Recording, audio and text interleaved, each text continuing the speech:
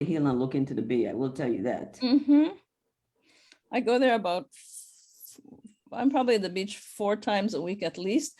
Every time I'm there, I'm counting boats. I'm looking to see how far they are away from the boat line, whether they've gone all the way down to the mainland side of it where we don't want them. And oh Lord, just goes on and on. Well, I mean, but that's your responsibility, and it's a big deal. That's a big asset. It's a big asset. I think people forget sometimes. We forget. Yeah. So, but it's a different, people just aren't accustomed to it either. Well, a lot of things have changed, and I don't mean to say we have to accommodate. I think we have to, if there's an opportunity, we need to take it, but we need to be careful how we do it. Well, the careful, it seems to me, includes definitely having the information and the monitoring to know when you are no longer being careful. Okay. And sometimes we don't do that part. And then to me, the other part of careful is to educate both the users and the residents about where the lines are, because it just seems like everybody has their own, manuals. So they just go from that, and then things can go very awry. But I know your job is not easy. Please don't give up. Oh boy. Well, I tell you that just the to get to where the management of that bay should be, we'll have to work with DPNR, who is willing, but they're understaffed and under pressure. Yeah, we have a big problem with that. Remember, we went through this whole big getting rid of all of the dead wood out of government. And again, more, it's like throwing the baby out with the bathwater kind of thing. The same thing you ask about, have you answered the question whether or not, what do you need for what you want to do? And if you're not getting it done with this kind of people, what does it take to make it happen? Instead, we just go chopping out all over the place and assume that size makes the difference. And every department is having the same problem. I mean, it's just really, really difficult right now. And of course, there's still people that probably should not be in their job, or they should be doing something different. And we're not fixing that. So the problem continues. It's not easy, like I said. It's not easy. All right. Sorry. No, that's okay. That's all right. That's all right. That's a nice segue to some of the things I'll be mentioning in my opening remarks. So I appreciate the warm up a bit. Anyway, good morning, everyone. Good morning. I am Kim Waddell. I'm one of the co-leads for the Hazard Mitigation and Resilience Planning team based here at the University of the Virgin Islands. Basically, we are hosting our colleagues from Texas A&M University, Corpus Christi, specifically the Hart Institute for Gulf of Mexico Studies. And so together, we are hosting this meeting focusing on ecosystem services, and specifically here in St. Thomas. And so we are, again, excited to have you join us. I suspect more folks will be logging on, but looks like we have about 25 folks online, so we will go ahead and get started. I will provide some opening remarks on behalf of my colleagues, specifically Dr. Greg Guanell, the other co-lead for this project based here at UVI. So let's go to the next slide, please. So first, let me introduce the Hazard Mitigation and Resilience Plan. This is a project that's been underway for almost 2 years now, and along with our colleagues at VITEMA, this is an effort that basically helps the territory meet its responsibility for maintaining an updated hazard mitigation plan, and we have to renew that every 5 years. having a current hazard mitigation plan allows the territory or any other jurisdictions, some are states, some are counties, some are large cities, to be eligible for additional funding on an annual basis. And some of this is historically been known as pre or post mitigation funding. Now is under a new program for building resilience infrastructure in communities, BRIC. And it also, having a current plan in place, allows the territory to access additional funds from other federal agencies. And then finally, and one of the more important things is that for these plans to really have an effect, have an impact, we need to generate and create public support for not just the recovery process, which we're in, but also to start building in resilience as well as risk reduction initiatives. And the only way we can do that is through implementation and with the help of the private sector, the government, and the communities that are here in the territory. Next slide, please. So as I mentioned, we've been underway here with our colleagues at VITEMA, creating a framework and approach for this. And so this is a rather busy slide, but on the right, you'll see it in the blue box, basically two major concepts. One is the process of preparing the plan, and then there's the outcomes of the plan. And so, for example, today's activity, this workshop is part of our stakeholder engagement. And so that's captured there. We're focusing on our natural resources sector. On the right, upper right, is the assessment and analysis process, which is fairly technically based, where we characterize some of the hazards and the risks, the vulnerabilities here in the territory. We do a risk assessment, and then also the ideas or strategies that we develop, are they sustainable? So all of that forms the process, and that feeds into the mitigation strategies and the framework for the plan. And that's where, again, more input from the stakeholders, from different communities, the private sector, et cetera, come into play as we refine the takeaways and the lessons learned from that process. And then ultimately that feeds into a set of strategies that we then will send to the governor as part of the hazard mitigation and resilience plan. And these are the outcomes. So we can't do this by ourselves. Even the more larger, more populated states often turn to other resources, and we've done the same here. So our colleagues at Texas A&M are one example. We have other universities, the Naval Postgraduate School, Rutgers, but we also turn to private sector subject matter experts, sort of like an ESI or Info Planning Group. All of them contribute content, analysis, and so forth that feed into the process. But ultimately, the whole framework and approach really is guided by our interest in resilience, and that influences our research, our understanding, and it's how we basically look at the whole planning process for the HMRP. Next slide, please. So one of the elements that we have folded into the HMRP is the issue of climate change. And for those of you who have lived here a long time, I think climate change is very real. It isn't something on the horizon. It's not something imagined. We live in a very challenging part of the world in the sense of hazards. We are we're in a place that is exposed to earthquakes, potentially tsunamis. We often get landslides because of our topography, but we also obviously have experienced stronger and more intense storms. The hurricanes of 2017 are the most recent example. But even the drought that we hopefully are ending, or at least getting a respite from the last few months, we've had a very severe drought that's affected our farmers, gardeners, but just even the hillsides have browned up. But in the last few weeks, we've gotten a little bit of rain and things are graining up. But nonetheless, we are exposed to these longer and longer droughts over time. And then meanwhile, the oceans, the temperatures are rising in the sea level is going up, and we're also experiencing warmer temperatures on land. And all of these have cascading effects on the services, the systems, the communities here in the territory. Next slide.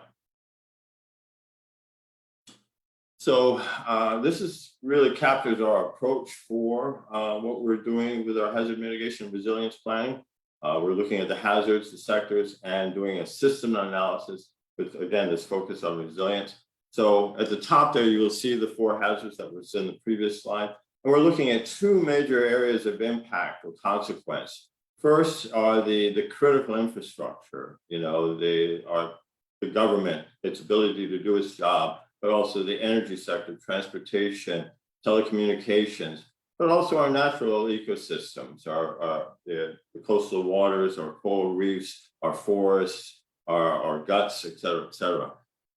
On the other side, we think about all of these critical infrastructures providing essential services to the territory. And so this is manifests itself through our economy, through our housing, education, health, et cetera.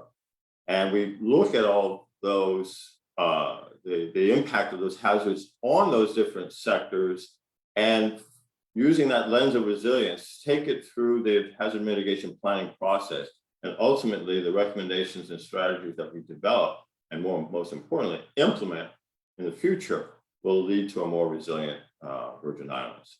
Next slide. So what we've done so far, and we'll touch upon some of that today, you'll see in some of the slides, but we've been actively involved in this planning and implementation development process. We've been involved in doing a lot of interviews, field work, data collection, data analysis, et cetera.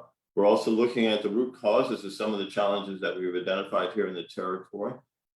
Again, using opportunities like workshops and what have you, we do community outreach. And then we augment that with knowledge sharing, like I said, webinars, workshops, but also op-ed pieces in both social media and print media. But the sort of the heart of this effort is on the right side, where we looked at the technical research and the impacts of these hazards. And with, you know, again, I'm repeating some of this, but we're looking at climate change, the hazards, and then again, how do those affect the essential services, our infrastructure, et cetera. But the last 3, the built environment, the natural environment, and our communities, the social and cultural environment, those are the fundamental foundations of resilience here in the territory. So it's those 3 that we really want to look at. Next slide, please. So thinking about our natural resources, we are looking at some of the non-structural issues that affect or negatively impact the resilience of our natural resources and systems here in the territory. And so the topics that are in italics with a check mark are things that we know are happening here or underway in various levels. So for example, we have these underlying risk drivers, these things that make the disasters or the risks they're in more dangerous, more challenging. And so one of them is that the fact is that we do not have a comprehensive land and water use plan here in the territory. And so that has led to some unplanned and rapid urbanization, and it's created larger areas of risk. For example, low-lying areas along the coast where we have a lot of our population is at greater risk due to flooding because of what we've done up in the hillsides. But we also have, as people well know, we have poverty and inequality here in the territory. And again, this climate change is a persistent, chronic stressor that exacerbates all of these challenges. We also have these compounding factors, sort of demographic change. Our populations sometimes go up, sometimes they go down, especially after disasters. We also have unsustainable uses of our natural resources. Some parts of our coastal waters are overfished. Our hillsides and watersheds aren't protected as well as they should, and consequently we have declining ecosystems. But there are a lot of other factors, and they're listed here. We have inconsistent enforcement of environmental regulations. We have policies that are developed without thinking about disaster or the risk that they pose.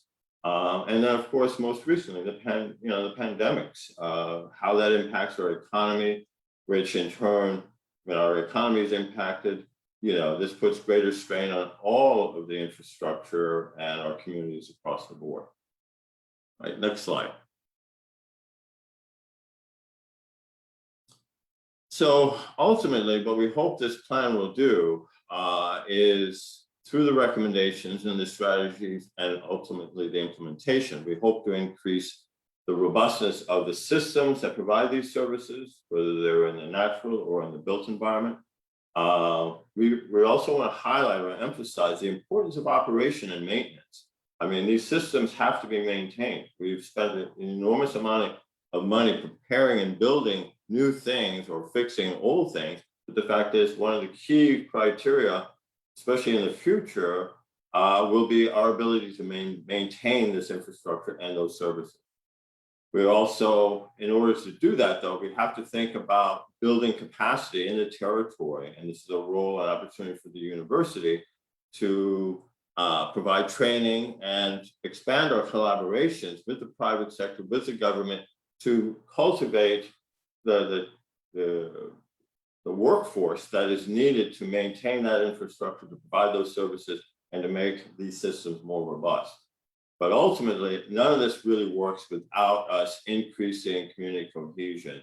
And that's, when we have a shared interest in our natural resources or in our built environment or in our education system, all of these things, when we share those values and work together, that's ultimately going to be the biggest driver of resilience here in the territory. All right, next slide, please. So drilling down a little bit, what we've asked our colleagues at Texas A&M as part of their work for the Hazard Mitigation Resilience Plan, and I apologize for the wordiness of this slide, but this really captures the scope of work, the tasks that we've given them, and they will touch upon a number of these today. So for example, they will help us qualify and quantify the benefits we get from our natural environment, and especially how it pertains or mitigates some of the natural hazards that we face here in the territory. They're also going to touch upon, our land use patterns and practices, and then how does that impact the ecosystem service benefits. And they'll provide a couple of case studies today and through the rest of the week with the other islands, looking at targeted efforts and ideas to propose for your consideration, and that'll be part of the discussion later today. They won't be doing much of a trade-off analysis, but I think we'll plant the seeds for that in a way that allows us to think about the trade-offs. When we decide to do one thing, what are the costs, what are the benefits, and are we making, quote unquote, the right decision or the best decision? And then finally, what we hope to get from you in this discussion session later in the meeting is to start developing recommendations and your ideas for ways the territory can strengthen the underlying positive factors and enhance the resilience of the territory. So I think I have one more slide, but I wanted to give my colleague, Dr. Greg Bunnell, a chance to weigh in if there was anything I skipped over or could have elaborated on before I move on. Okay. It may not be on. Let's see. Yes, I'm here. Okay. The one I was just with, I'm sharing a desk and a screen with our colleague Janine. So yeah, no, I don't have much to add. Just thank you everyone for being with us today. I'm really excited about this conversation, the role that natural system and ecosystem services play in the overall framework that we're developing is critical. I think that, as Kim mentioned in his slide, it often does not receive the attention that it deserves. Often it is mostly through a very specific project in terms of, oh, we're going to restore coral reef here, or we're going to restore mangrove here, without fully taking the time to create a more comprehensive picture of what those services provide or what those services are, in the larger scheme of increasing resilience of the territory. So this effort is very, I think, exciting for this overall project, but also for the USVI, and really appreciate everybody's presence today at the workshop, and really looking forward to hearing more of Dr. Raxter, former president of the UVI, thoughts on this and insights. Thank you. All right, let me go to the final slide here from Mike. So hopefully you realize I've just done the welcome and introduction with my colleague, Dr. Gwinnell. And so before I introduce Dr. Raxer, she's going to be our next speaker and provide the keynote address. Then we're going to hear from our colleagues from both Texas A&M Heart Institute and their collaborators here at UVI. They will actually spend time looking at these ecosystem services and its the relationship to hazard mitigation in the Virgin Islands. We'll have a break around 10:30 or so, and then they'll come back where we actually do that, as I mentioned earlier, looking at two specific St. Thomian sites that look at these trade-offs, and they'll walk us through a model and an exercise in that. And then we'll conclude where, and I really hope everyone will stay on board with us towards the end, because this is where we will hear from folks from the community, but also engage in this group discussion, hopefully to generate or stimulate some ideas around recommendations or issues that we should be aware of or take into consideration as we develop the plan. So that's our agenda today. And so before I turn it over to our keynote speaker, it's my profound privilege and honor to introduce Dr. Laverne Raxer, who, if those of you who have been here in St. Thomas for the last few decades, you're well aware of her contribution and leadership here at the university. I think the strength and impact of her career at the university really stems from, in part, that she's worked her way up through the ranks, so to speak. I mean, she's been a professor in marine biology, then she was dean, she was then the provost, and she was the vice president. And, I think that insight and, I've been in your shoes type of experience really prepared her for the leadership role as the president. She ran the university from 2002 to 2009. And I was fortunate enough to have been working here at the time, and she's been an inspiration and a mentor this whole time for me. Currently, she's on assignment with the UVI's Caribbean Exploratory Research Center, CERC, where she's focusing on climate change adaptation here in the Caribbean, but especially with a focus on public health. As I mentioned, the rising temperatures on land is creating all sorts of health hazards and so forth. So she's playing a strong leadership role in that as well.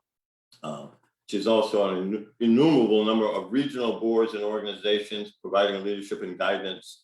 But again, I think of her as a native St. Thomian that has done well for the island. And so without further ado, let me turn it over to Dr. Laverne Raxer. Thank you. Good morning. Good morning. Thank you, Dr. Waddell, and good morning to everyone. One of the things that hardly ever comes up in my bio is the fact that if you try to do natural resource management in the Caribbean over any period of time, you're likely to have a number of amazing experiences. One I often don't share with people is having to run a session on trying to train faculty from the universities across the Caribbean, so Dutch, English, Spanish, French, to learn how to deal with resource management as part of what they teach their students, what the kind of research that they do, and having people call me a heretic. And because I said, you need to talk about the role of how the people and the resource come together. So for chemists and some biologists and others, this was not to be had. We have come a long ways from then. And so I'm hoping today this conversation will be a lot nicer than that. So thank you, Mr. Emmanuel. We're going to try to talk today about the critical role of natural resources in USVI development, specifically focusing on St. Thomas. And I appreciate the opportunity to do that because the three islands really had different kinds of experiences with this. And I will tell you, next slide, please. We're going to really speak to this less from the point of the resources and more from the point of the people.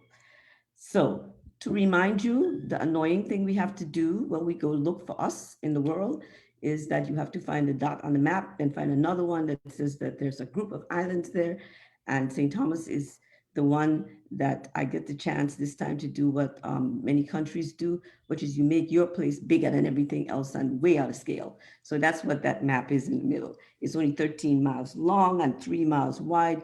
And some of the 3 miles wide is due to us filling in the harbor numerous times over the last couple of centuries. Next.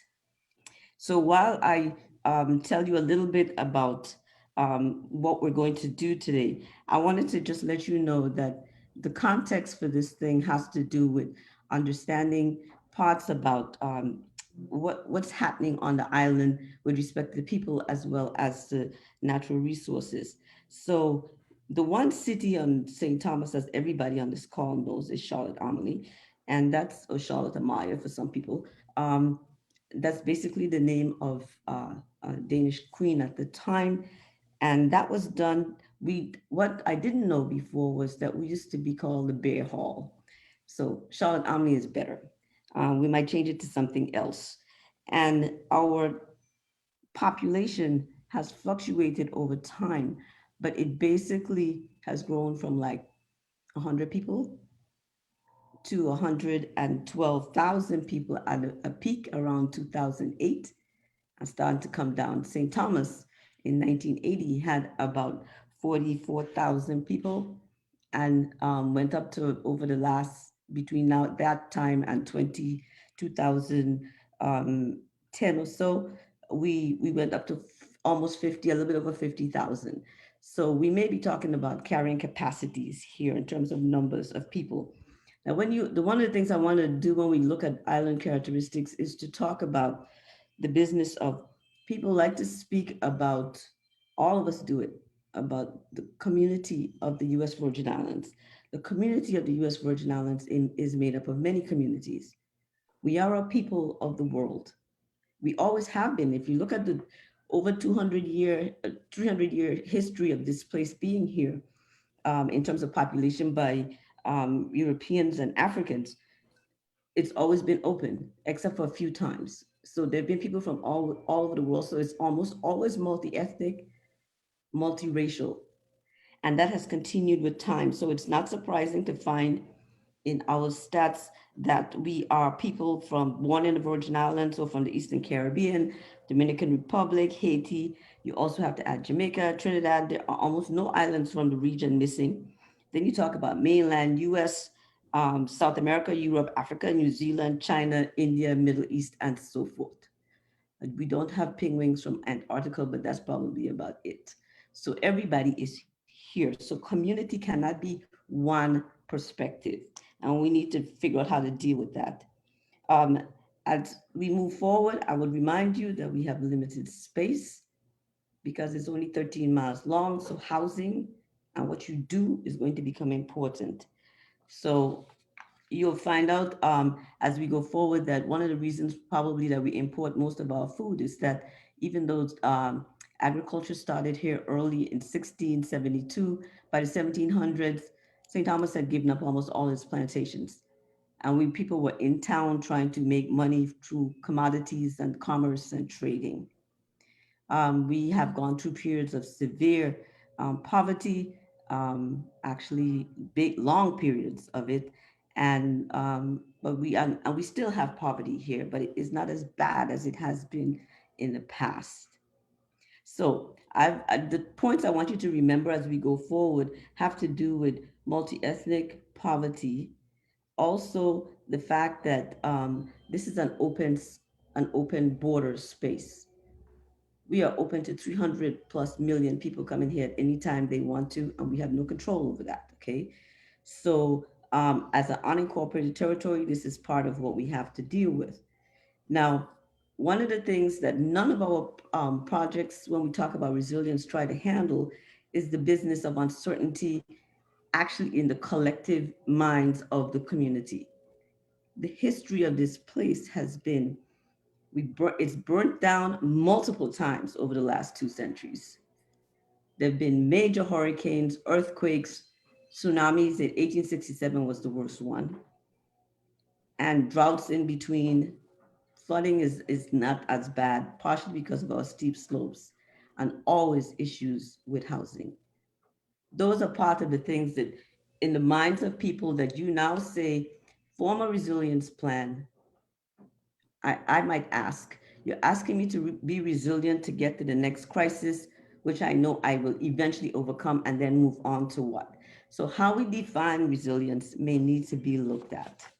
Okay, next, well, before you go, Ms. Emmanuel, I want to tell you real quickly that we're going to look at the context a little bit, including the major ecosystems and the services they provide, which Dr. Waddell has done some of that already. And then we're going to talk about the kinds of development efforts we've had here over the last centuries or so, and then look at some of the factors that support ecosystem resilience in the territory. Next slide. So reminder, small size. This is not something the US Virgin Islands made up. Almost all islands in the world have to deal with this. So everybody knows you have limited control of impacts from external economic changes. You're vulnerable to shipping and transportation shifts. My favorite one is my mother telling me there was a time when there was no toilet paper on the island. Vulnerable to natural hazards. We are limited in natural, human, and institutional resources. When we plan, we have to think about how to adjust around these things. Any system that we move to our space has to be customized to address this. Next. Mr. Emmanuel, next slide, please. Thank you. So just a reminder, you'll get more of this from our friends in Texas, and Dr. Waddell has already started.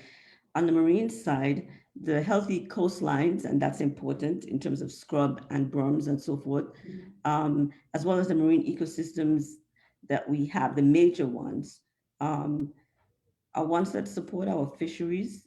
They support land protection, tourism, recreation, and the part that we keep forgetting when we do resilience is to focus on the quality of life component that comes in. It is important to many, many people here, money or not, that they live in a beautiful place. And that is something that we need to keep in mind, because you can develop activities that bring you money, but they may not be in a place that you want to live. So one of the things that we find is that the hazards that come through our area impact all of these resources, but they have helped us. We have evidence that we have less flooding from storm surge because of reefs off of the coast of islands, specifically St. Croix Harbor, but other places have also have benefited from that. Mangroves have helped with reducing wind coming in, those kinds of things. So, and of course, they've supported our tourism areas, and we'll speak about that. Next.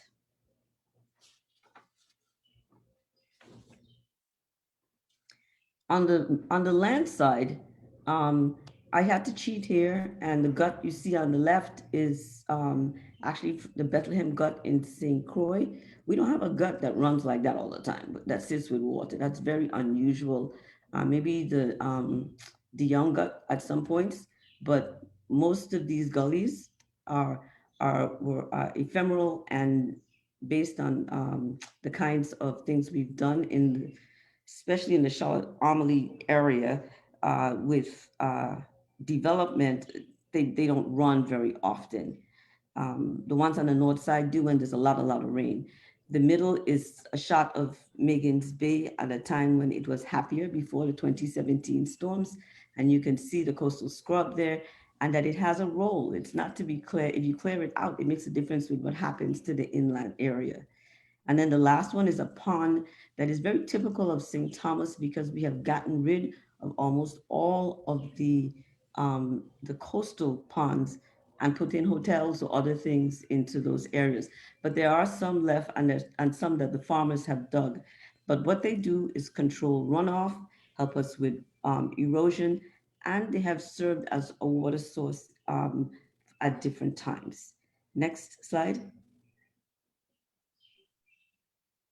So through this we've been here a little while as a community from 1600s as far as the inhabitants are concerned, our set of inhabitants. There were folks here before us, for sure, from the 50 or before even 1500s. Um, and if you, I'm talking about St. Thomas now. So St. Thomas started having plantations in 1672. By 1700s, they're gone for the most part. The ones that continue would continue on St. Croix. So that's what the 1970 number is in terms of actually getting resources from revenues from agriculture. What has been part of our experience is smaller farms for either subsistence or local market, or times when things were really good, we were trading with the BVI or other places. That has continued, and probably it's an area that we have not benefited enough from for a number of reasons. But to do that, you need land with usable soil. You're talking about we're living on what's left of a over a million year old volcanic area with very little topsoil that's not very usable sometimes for growing things, and you need adequate fresh water. We don't have big sources of fresh water except for rain, and so storage and desalination, if you can afford it, becomes really important. But the natural part of the water and the soil, I'm taking sun for granted. Fisheries also started with the folks that came in the 1600s in terms of our review of things, and it was artisanal and commercial along the way. But and the artisanal part on our side is now being impacted by one of the resource use issues we have to deal with, which is overstressing the stocks. But pot fishing, using seines, long lines, all of those are part of our history and use for revenue and subsistence. Diving and trawls more in the last century, and we are one of the few places in the Caribbean that actually collects data on recreational fisheries, but it happens in other places. But St. Thomas had a higher proportion of that going on than it does now. Hurricanes have not helped. What the resources are that drive this include nursery habitats, really important. Fish don't pop out of the air, they have to come from somewhere. And so our mangroves and so forth are important. Unpolluted oceans. This takes us back to the people, the pollution comes from us. So healthy marine ecosystems in general. A number of our reefs inshore are gone for sedimentation and other reasons.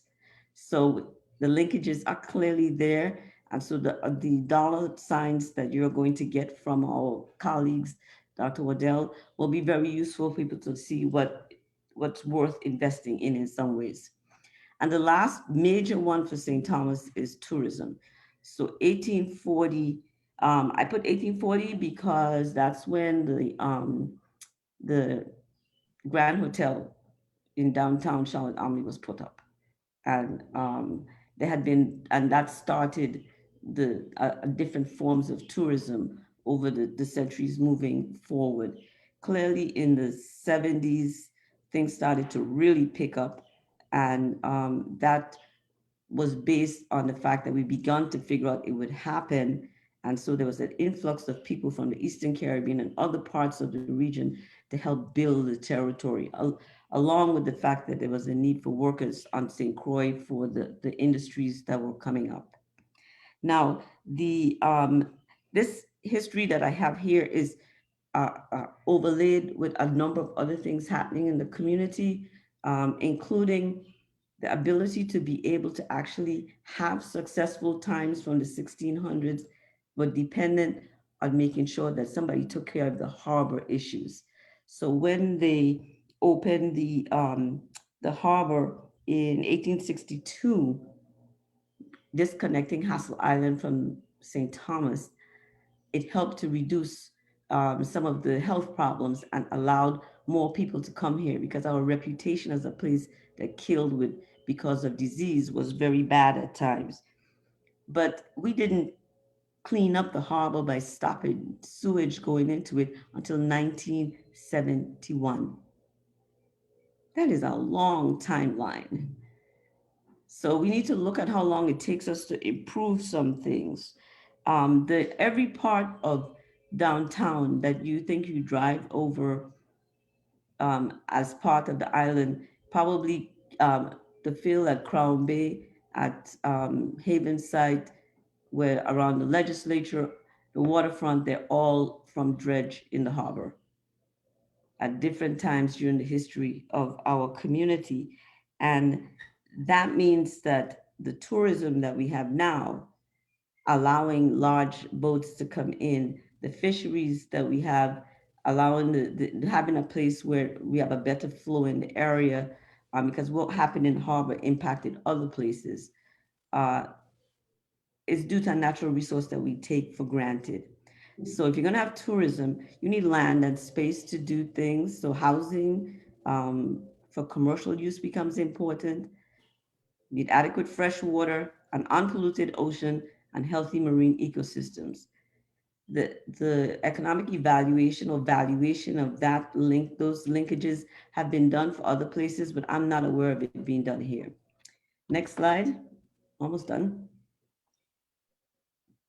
So the last thing I wanted to do was to ask your brain to play with the question of and. How do you deal with ands? Many problems in the territory are not either or questions. It has to do with, I want to do this, so how can I get two things to happen to make this happen? In this case, I'm saying that we're asking for resources, for healthy, for natural resources that are healthy and available over a long term for rational use, for development, for living, okay? On the challenge side, I put some of the things that you spoke about, Dr. Waddell. Clearly, climate change impacts are there. And we don't have a lot of control over those. We have to do adaptation stuff.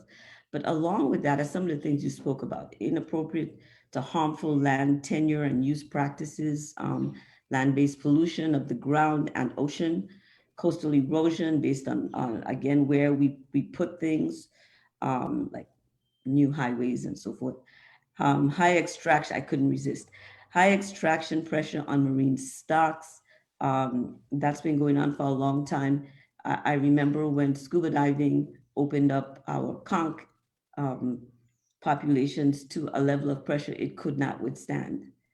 There were conch much closer in and many more, and we've lost most of it.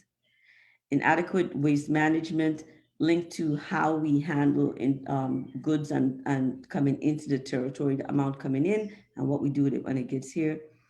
Inadequate to inappropriate involvement of stakeholders in resource management. That is a challenge.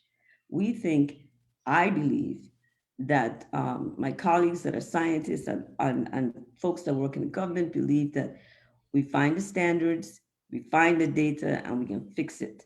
And I propose that that will not happen in any sustainable way if we do not get people more involved in how we deal with resource management.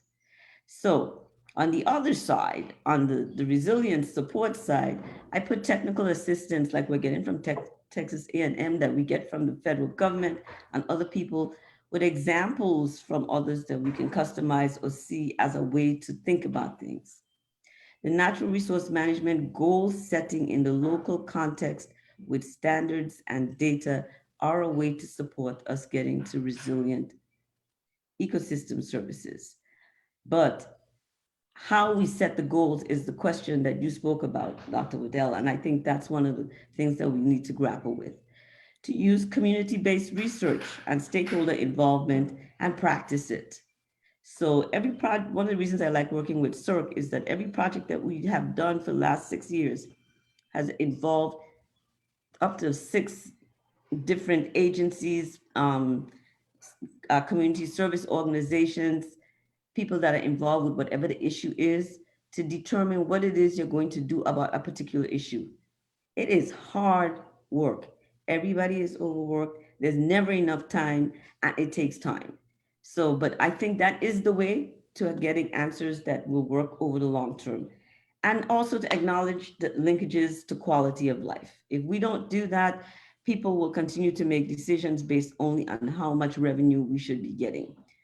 So the idea is, how can we balance this back and forth? Because both sides are going to continue for a long time.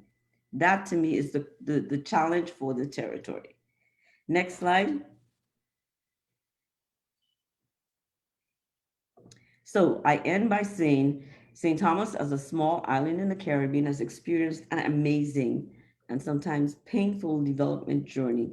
And the journey has included and been supported by the natural resources of the 13 by 3 miles island.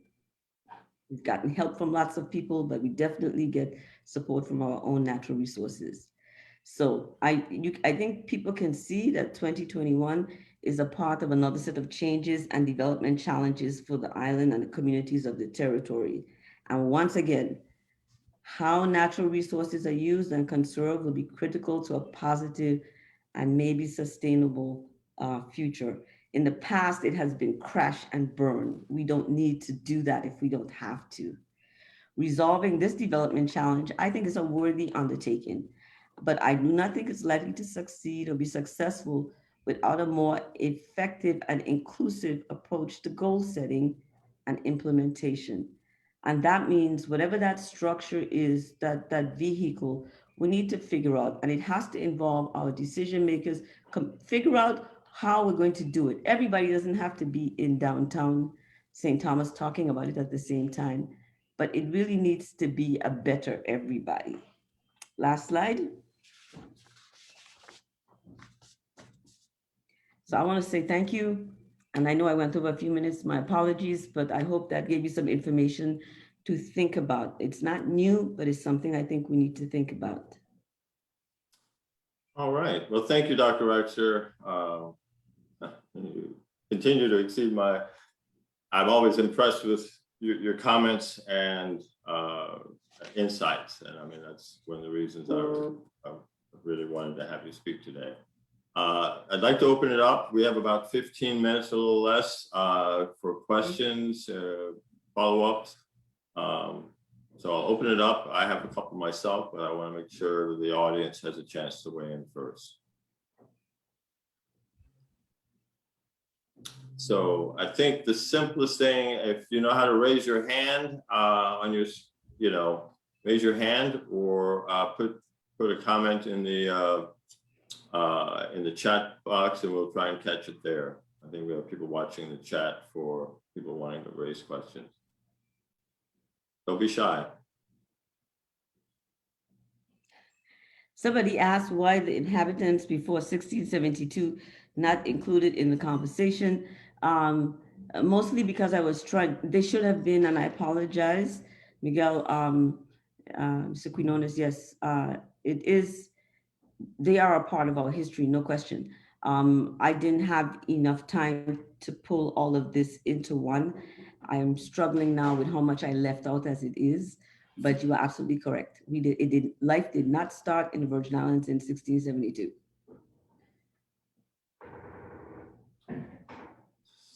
So, Dr. Rexer, you mentioned early on, and as an ecologist, I really am sensitized to this term carrying capacity. And I was wondering if, when you think about our resources, past and present, I mean, obviously the landscape has changed and we may not ever return to the bounty that we saw even 40 or 50 years ago. But in light of what you've seen over the last 30, 40 years, I mean, is there a number, or is it better to think about an approach to managing the resources and the expectations of the population to strike that balance?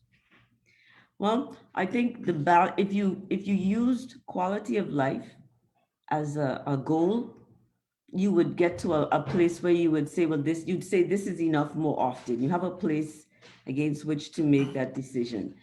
What a number of our decisions in the last few decades have been driven by growth and trying to make more revenue for the territory. And that has happened many times in our past. It's not something new. But I think when people push back, they push back because all of a sudden things that they were able to see or do in the environment are lost to whatever the activities are. So that is being answered on a quality of life issue more than anything else. And that has very little to do with how much money the person makes. Because you will find people in this territory, even the folks that have the least, it is important that they can go someplace and get in the ocean. Okay. I see we have a question from Miguel. Yes. Um,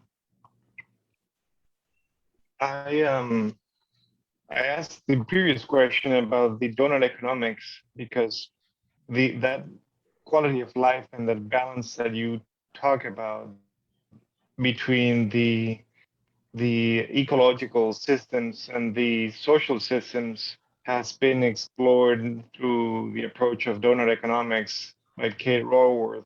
What it is, in this imaginary donut, you have a boundary which supports the ecological systems, and if we use too many of the environments, then we're off balance environmentally. And then on the other side, if we have too many poor people or not enough transportation, then that affects the social balance. So when all the systems are within the carrying capacity or whatnot, then we live within the donut.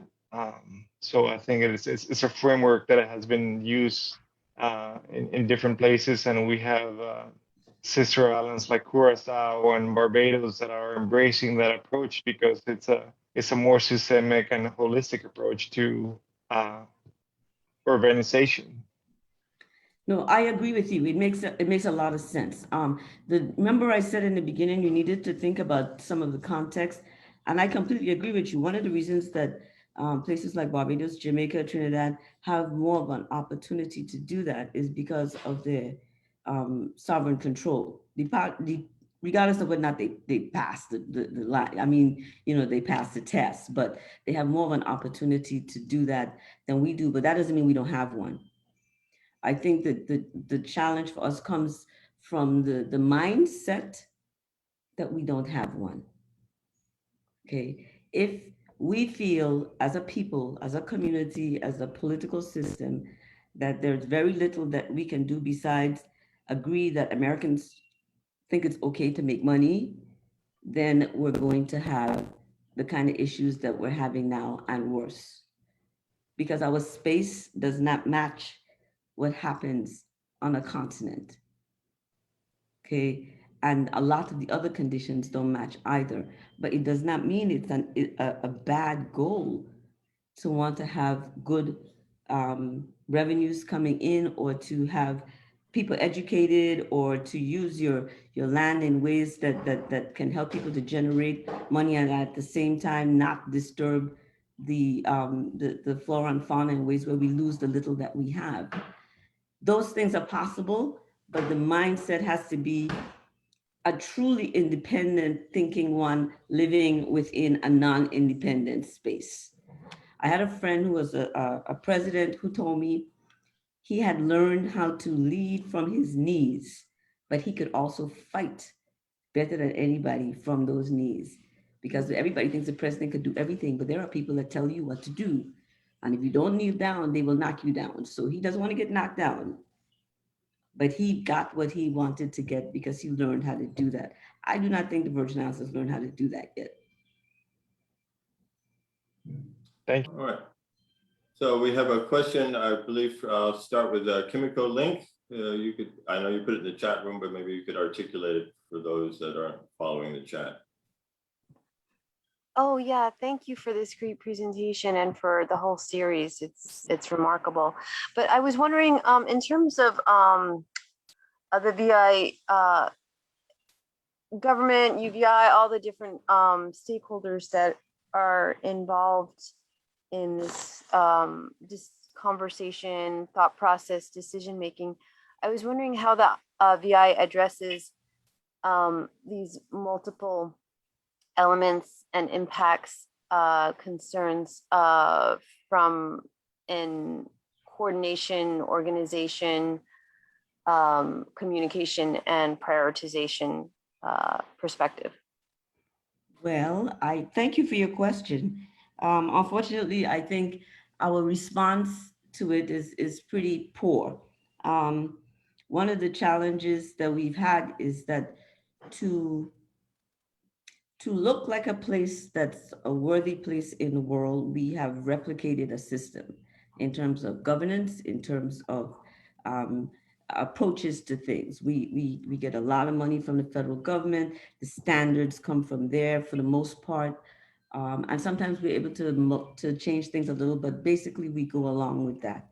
So if you are busy dealing with that kind of system and you don't move away from silo approaches or from addressing things only that appear to be asked from the outside, the coordination that you're speaking about is difficult to get.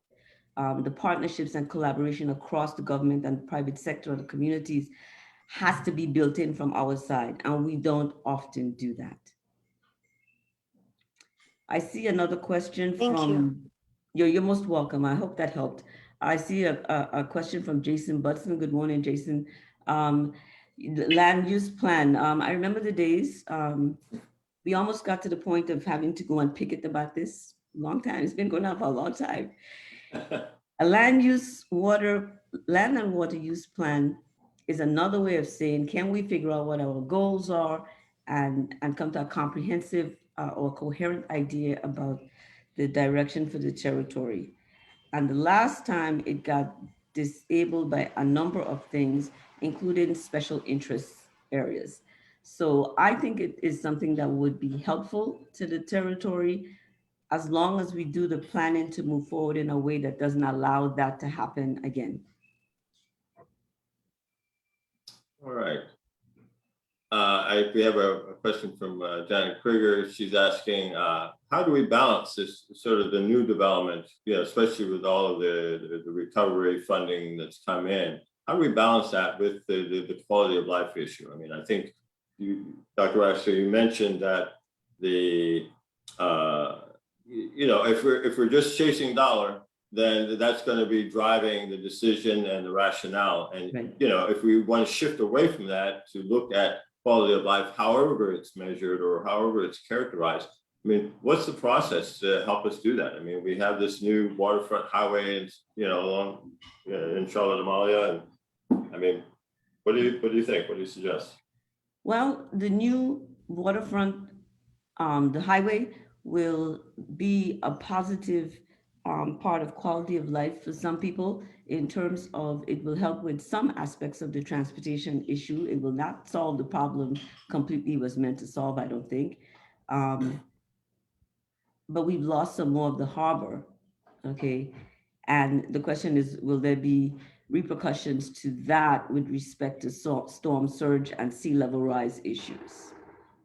So because that's the other side of the coin. Remember I said that the business of not feeling you have control, we started the process of trying to change the waterfront decades ago. This is an old project. And it's like, okay, so I want to buy this car and I put down $100 and then I keep piling up the money over years until I finally get to the place where I can buy the car. But by the time I get ready to buy the car is not the car that I need. Okay, and we didn't change it enough. Again, that's our side not being able to stand up and say, listen, we have these data, this kind of information, this goal with respect to quality of life, and we would like to look at this differently. I think when we stand up that way, the federal government for the first couple of times is going to react, not necessarily, depends on who we run into, the way we would like all the time. But if we go with the right kind of information and do what we get things together on our side, I believe that we will prevail. It is still a challenge for the territory to function in the large system that it exists. Remember, we're in the Department of Interior. This is the place that the United States puts externals, okay? And it has not in the past had a really good track record with that. It has not been bad with us. It was better than the Navy. But the question is, can we step up to using the opportunity of being able to get funding and support and guidance from such an area? All right, point well taken, thank you. Think that we're actually coming up, we're a minute we have one more minute, and I don't know if there's any other questions. I'm scrolling through, see if I see any raised hands. I don't see any. So let me just take this opportunity again to thank Dr. Raxter for her presentation. I think it really sort of set the tone for some of the questions that we are tackling later in the workshop. But more importantly, as a thought leader here in the territory, I really appreciate your insights. You're touching upon the history, but also what are the challenges today, and how do we strike that balance? Because I think ultimately all of us believe that quality of life is what makes this place special, and yet it seems like it's at most risk sometimes. And this is the time to make a decision. So again, on behalf of everyone in the audience, thank you very much. Thank you. I hope you can stay with us for some of the other presentations. I will. Good. All right. So moving on, right on time. Our next set of presentations is primarily going to be led by our colleagues from Texas A&M's Corpus Christi campus, specifically the Heart Research Institute for the Gulf of Mexico Studies, which is arguably the longest title of an institute I've ever heard. But I will refer to them as the Heart Institute moving forward. But we also have colleagues from the University of the Virgin Islands speaking. But the presentation I think we'll start with is by the Heart Institute Executive Director, Dr. David Yoskowitz, who I've had the pleasure of working with over the last 15 years or so. And then he has team members, Christine Hale, Kara Coffey, Dejani Laplace, and from UVI we'll hear from Christopher McDonald. But I'll turn it over to Dr. Yoskowitz.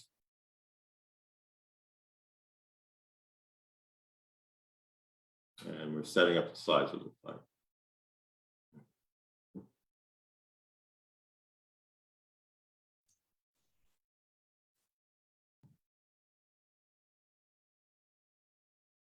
Good morning. I'm David Yoskowitz. I'm the Senior Executive Director of the Heart Research Institute and Endowed Chair for Socioeconomics at Texas A&M University in Corpus Christi. Looking forward this morning to talking to you about planning for a resilient USVI and the role that ecosystem services can play. So one thing that we do know is that change is constant, and especially around climate change. Many of us in our own lifetimes have seen significant change with results of changing water cycles, intensity of storms, etc. This animation over the last 100 years or so shows the change in average temperature during that time period. As is demonstrated here, the warmer the bars, the greater amount over the average temperatures. And so you can see in that last 100 years that we are having higher temperature averages than earlier on. And this is no surprise to any of us. But the results of that increase in temperature and the frequency of that increase in temperature is creating this new normal. So in the extreme heat events are more frequent, and we all have experienced this. That has the tendency to drive other hazards. So a warming climate happens to increase in some areas, rainfall, given change in weather patterns. And so what we've seen over the last 50 years or so, as demonstrated by this meteorological data from a number of different sources, as increasing temperature has seen an increase in the rise of the number of floods. Now, I must caution here that this isn't accounting also for the number or the increase in population that has found itself in more flood-prone areas. But we also see an increase of extreme weather beyond just flooding, okay? More intensive storms, obviously more intensive flooding, and more significant droughts. That the average that we all used to talk about is really now just the point between two extremes, where we go from extreme drought to extreme wet or flood conditions. And those have really significant impacts in that the increase in population, along with the increase in hazards, whether it be flood, storm, wind damage, drought, tornadoes, etc., now we are putting more humans in harm's way. And so you can see since 1980 here on this bar graph that we find ourselves in increasing economic risk because of the way we build and where we build with increasing populations. And so on this graphic, and provided by the National Oceanic and Atmospheric Administration, or NOAA, these billion-dollar disasters have increased in frequency as time has gone on. And in 2020, around the world, this has had significant impact on individuals and communities and cities in terms of displacing individuals as a result of natural disasters. And in 2020, it was estimated that over 30 million people were displaced because of natural disasters, 14 million of that from flooding and 32,000 from drought. In the United States alone, including the US Virgin Islands, 1.7 million individuals were displaced because of natural disasters. So what can we take away from this and be thinking about our connection to the natural environment, to natural habitats, and how they might be able to mitigate and create resilience? So hazard mitigation, in the definition that we want to use here, is the process of taking measures to minimize and potentially eliminate the impact of hazards on communities, infrastructure, and natural resources. Whereas resilience is the ability to prepare for and adapt to changing conditions and to withstand and recover rapidly from disruptions. So how can we begin to mitigate impacts from flooding, extreme storm events, drought, etc.? Well, one of the things we can begin to think about is how we connect the natural environment to the human environment and the role that the natural environment plays for mitigation and resilience. So ecosystem services have been defined in many ways, but it most basically is that direct and indirect contributions from the natural environment or from ecosystems that help support, sustain, and enrich human life. And typically we have had divided up ecosystem services in four really major categories. So the cultural services, what we call provisioning services, such as food, fiber, the regulating services, and these are the services that are provided that help regulate Earth system processes that are really important to you and I as human beings. A big thing might be such as carbon sequestration or the lack of it, unfortunately. Also nutrient cycling, etc. And then support services that are things such as pollination. That's extremely important in, for example, crop production. So those are those direct and indirect values that we get from the natural environment. And then we have a whole other category that I don't want to spend a lot of time on, but a little bit more technical in terms of how we think about this as economists, are these non-use or passive use values. And so things that, such as the existence of the ecosystem in a pristine state is really important. And we want that to be around to be able to have our children and grandchildren enjoy that. So that's a bequest value that we get from a pristine natural environment. So really, if you think about it, ecosystem services can happen really anywhere that there's this interaction and this benefit that between the natural environment and human well-beings. And so ecosystem services are really demand driven. And what I mean by that is that you could have always the potential supply from the natural environment to provide these benefits, but they have to be demanded for the actual service to take place or to occur. And as I said, they can occur on the landward side or the seaward side and in the margins in between. As I mentioned earlier, some examples of ecosystem services are nutrient processing for supportive service, primary reduction, hydrological cycle, regulating services, a lot of the processes that can control ecosystems, provisioning services, raw material, and the cultural services, which a lot of us are very familiar with, but are very difficult to maybe value, are things such as recreation, aesthetics, science and education, and cultural, spiritual, and historic significance. But demonstrating the value can be challenging. It can be done in monetary terms, right? Dollar, pounds, gold, bullion, whatever makes sense.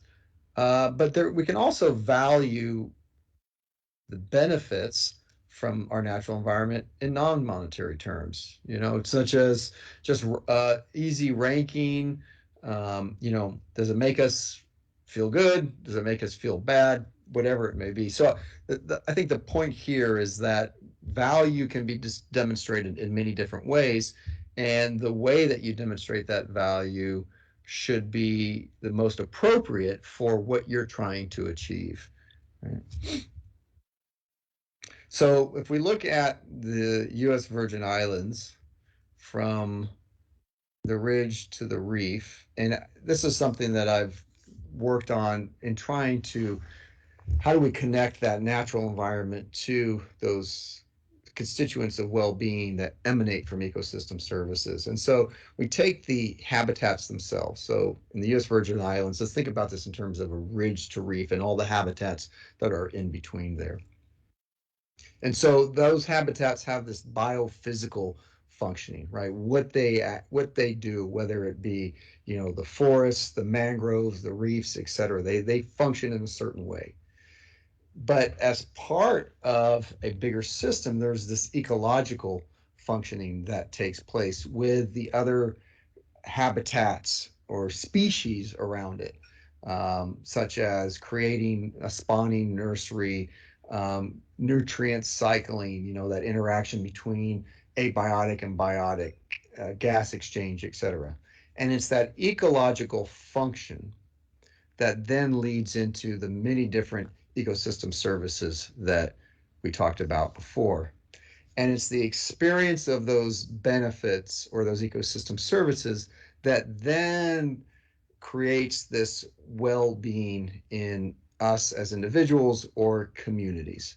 And so it's a well-functioning ecosystem that provides these benefits that leads to things such as this personal security, material being that, livelihoods and food and shelter, the health aspects, the social relations, etc. So the benefits from the natural environment, which we call ecosystem services, are those things that affect our well-being eventually. And so in the Virgin Islands, as well as elsewhere around the world, we've seen some significant changes since, in just the last couple of decades, right? Big part of this is land use changes. And those changes have then affected the habitats, which then have affected the provision of ecosystem services that could potentially, in what we're talking about today, have mitigating factors against the hazards that are a result of climate change, and therefore can lead potentially to less resilience. And so being able to demonstrate and talk about the benefits connected to the natural environment, the services that we get from that within this frame of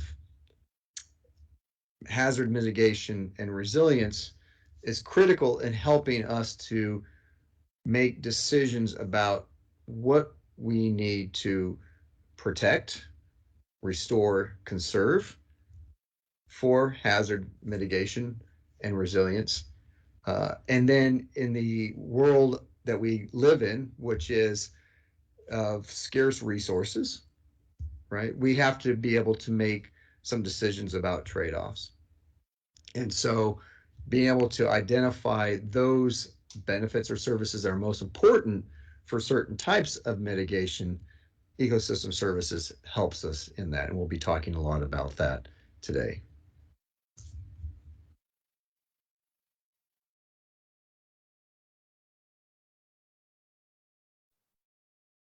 All right. Well, thank you, Dr. Jaskowitz. Do you want to introduce the next speakers from your team, or are they going to self-introduce? I wasn't sure. I think they're going to self-introduce. Okay. Yeah. All right. Well, we'll hold off on questions until we get to the end of this session, if that's okay. All right. Let's move on then.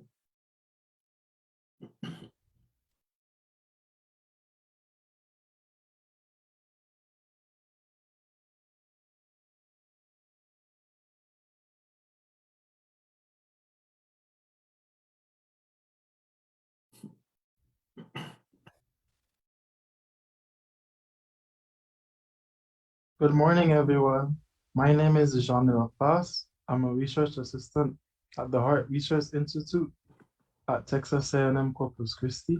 And today I'll be giving a brief overview of the habitats on St. Thomas and some of the ecosystem services that they provide. But first, let's look at these land use maps. So here on the left, we have a land use map of St. Thomas in 1985. And on the right, we have a land use map of St. Thomas in 2018.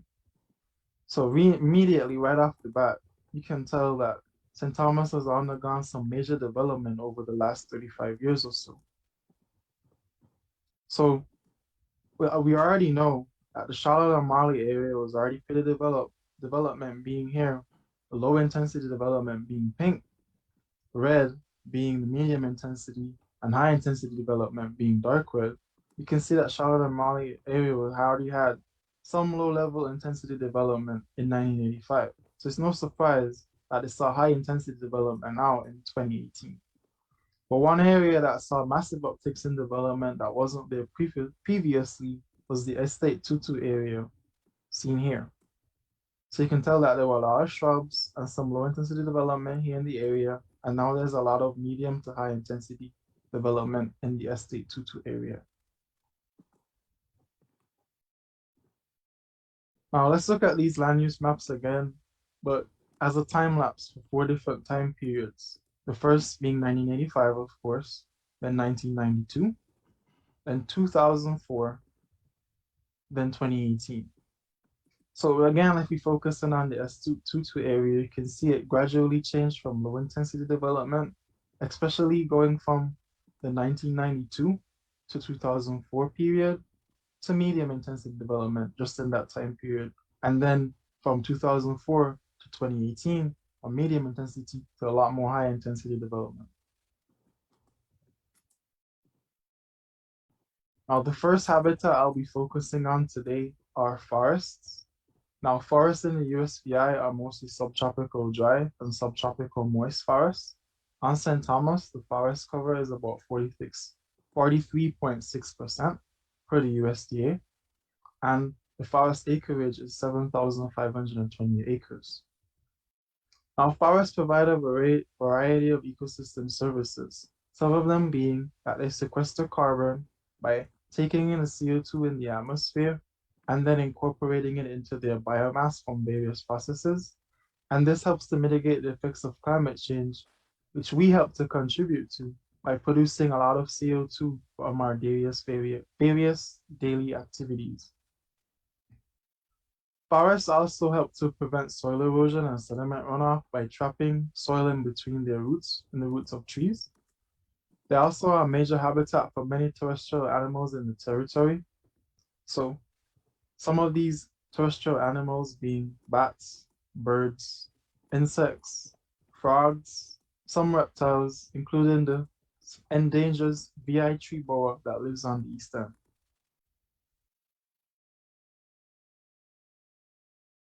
So this is a map of the forest in St. Thomas, but also in relation to the major roads on the island, seen here in these yellow lines. And then the development intensities, again, including now the developed open space that's seen in the light green color. So you can see that a lot of the forests here on the northwest side of the island, that's where they exist, where it's more wet and hilly and there's less development there. And a lot of the forests that are here have been pretty fragmented, particularly in this northwestern corridor. You can see just where development has been occurring and going up from low intensity to medium intensity. Now, our continued development on the island has caused our forests to be fragmented, and forest fragmentation decreases the quality of our forests, which then decreases the quality of the ecosystem services that our forests provide for us.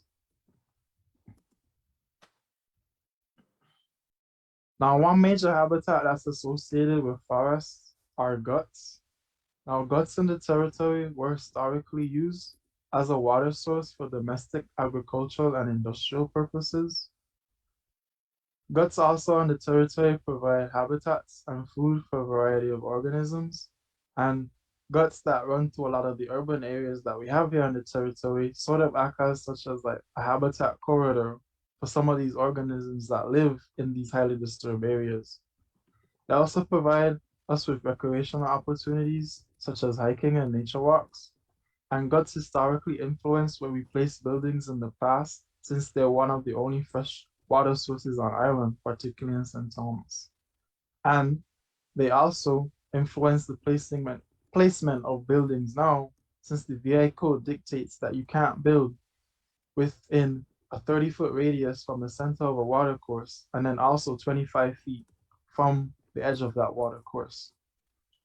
Guts in the territory also have been used for a lot of various research purposes and for science, and in particular, some even master's students at UVI here at St. Thomas have used guts as their focus areas.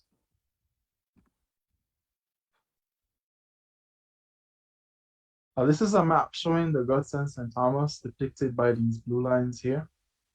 And of course, again, we're looking at the major roads with these yellow lines. The Waste Management Authority bin sites being these dark gray circles. The road gut intersections being these blue and white diamonds you see down in the Charlotte-Amalie area. And then the riverine flood zones that are associated with the guts that are depicted in dark gray. So immediately we can see there's a lot of road gut intersections down in the Charlotte-Amalie area, and there's a lot of waste management bin sites that also are down in that area. So let's focus in.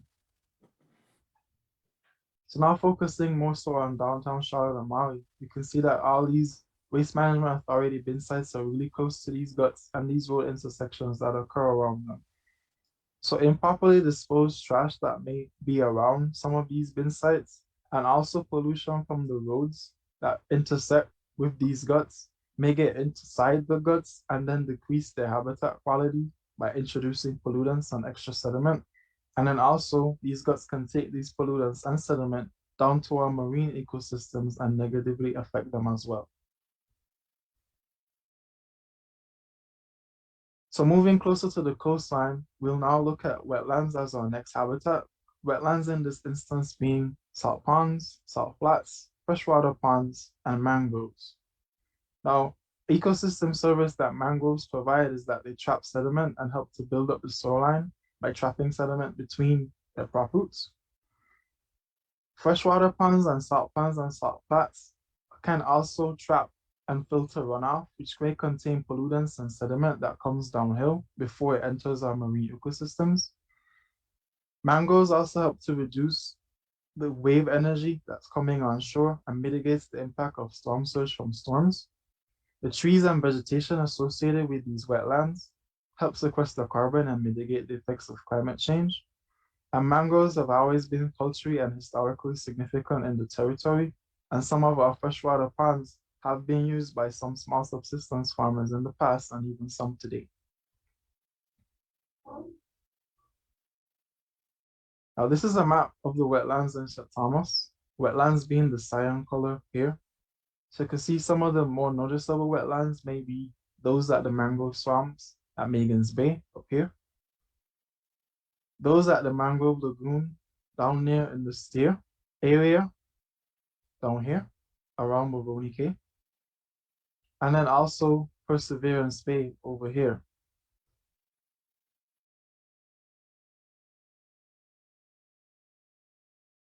Now, our wetlands in the territory were negatively impacted by the 2017 hurricanes.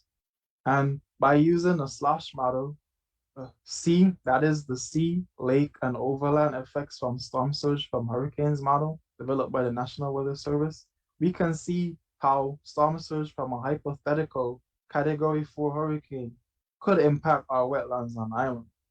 So looking at a slosh model where the colors dictate that the blue is for up to 3 feet above ground for storm surge, yellow being greater than 3 feet above ground, orange being greater than 6 feet, and red being greater than 9 feet.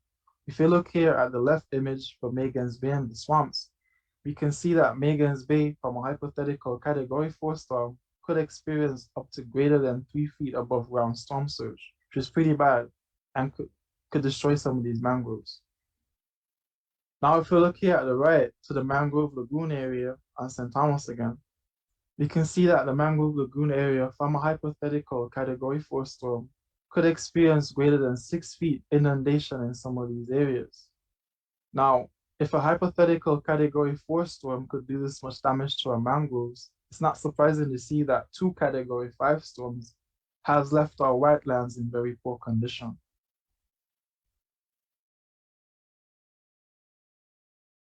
Lastly, we'll now move into the marine system and talk about coral reef habitats. Now, coral reef habitats have always been very important in the USVI, and they provide significant economic value to us. Now, coral reefs support high biodiversity because a lot of fish use them as foraging areas and areas for spawning, and also nurseries for young fish as well. And this helps to prop up the fishing industry. And because there are areas where there's high biodiversity, they have always been aesthetically pleasing to look at, which brings in tourists that come to see our coral reefs, because then coral reefs only grow in the tropics and they're hard to see anywhere else.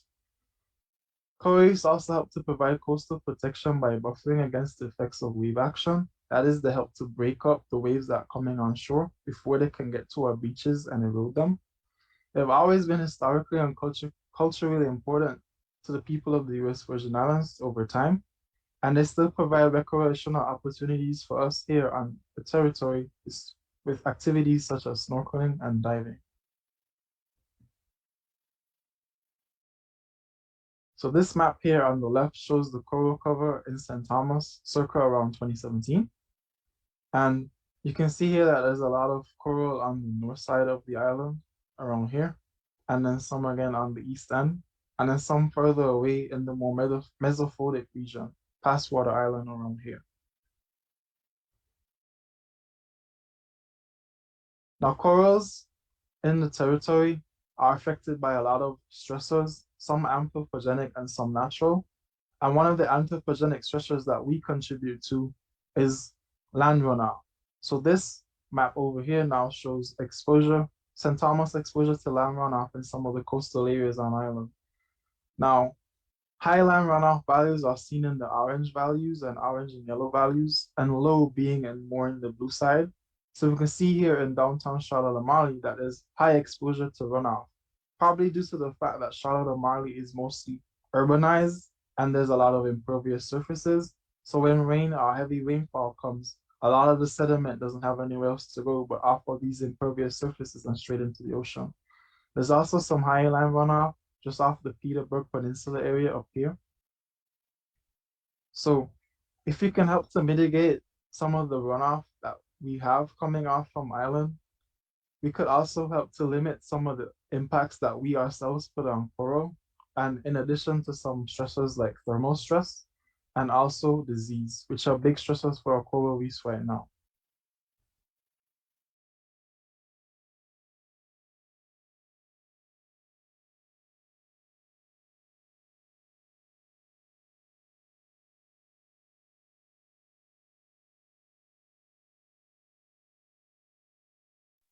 All right, thank you, Dejani. Who is our next speaker? Is it Chris, or is it? It is Chris. All right, good. So Christopher McDonald, who is part of our hazard mitigation and resilience team, will be making a presentation with our colleagues. Hello, good morning, everyone. My name is Christopher McDonald, and I'm from the Hazard Mitigation and Resilience Plan. Today, I'll be talking to you about agriculture ecosystem, and I'm glad that I was the last presenter because Dr. Ragsdale and Dejani really paved the way for this talk. When it comes to the agriculture system, our agriculture really supports the USVI economy. The photos below you see is from the farmers market here in town. We also have, when it comes to agriculture, food security, the discussion of how different crops is being grown. Also, when it comes to agriculture, soil quality. To give you an example of the different things that are grown in the USVI, you have vegetables such as cabbage, carrots, celery, cucumbers, eggplant, green beans. You also have field crops such as potatoes. And you also have fruit trees that you commonly see around the island, such as mangoes, avocado, bananas, coconuts, especially. Also, when it comes, these photos below, these are from the St. Croix Farmers Market. Farmers Market, for those of you who are not familiar with it, it gives the option or opportunities for farmers to sell their goods. You see that not only that they sell their goods, but they have the opportunity to sell a variety of things, such as different seeds, such as hot sauce, and also plants if you do want to start your own garden as well. With agriculture, not only do they have crops, but they also have livestock. You have examples such as cattle, hogs, pigs, sheep, lambs, chickens, turkeys, ducks, geese, to just give you an example. And the photos that you see on screen is just an example of the livestock that we have in the U.S. Virgin Islands, the intake that they have, and just how they are maintained, as well as how they are fed. When it comes to agriculture, this image is a map that really expressed the importance of prime farmland. And as Dr. Ragsdale said, over time, the development has definitely contributed to the decrease of prime farmland. And to give you an idea of what prime farmland is a term that is used to describe a combination of physical and chemical characteristics for producing food, feed, forage, fiber, and oilseed crops. In other words, it's known for the best areas for growing different resources.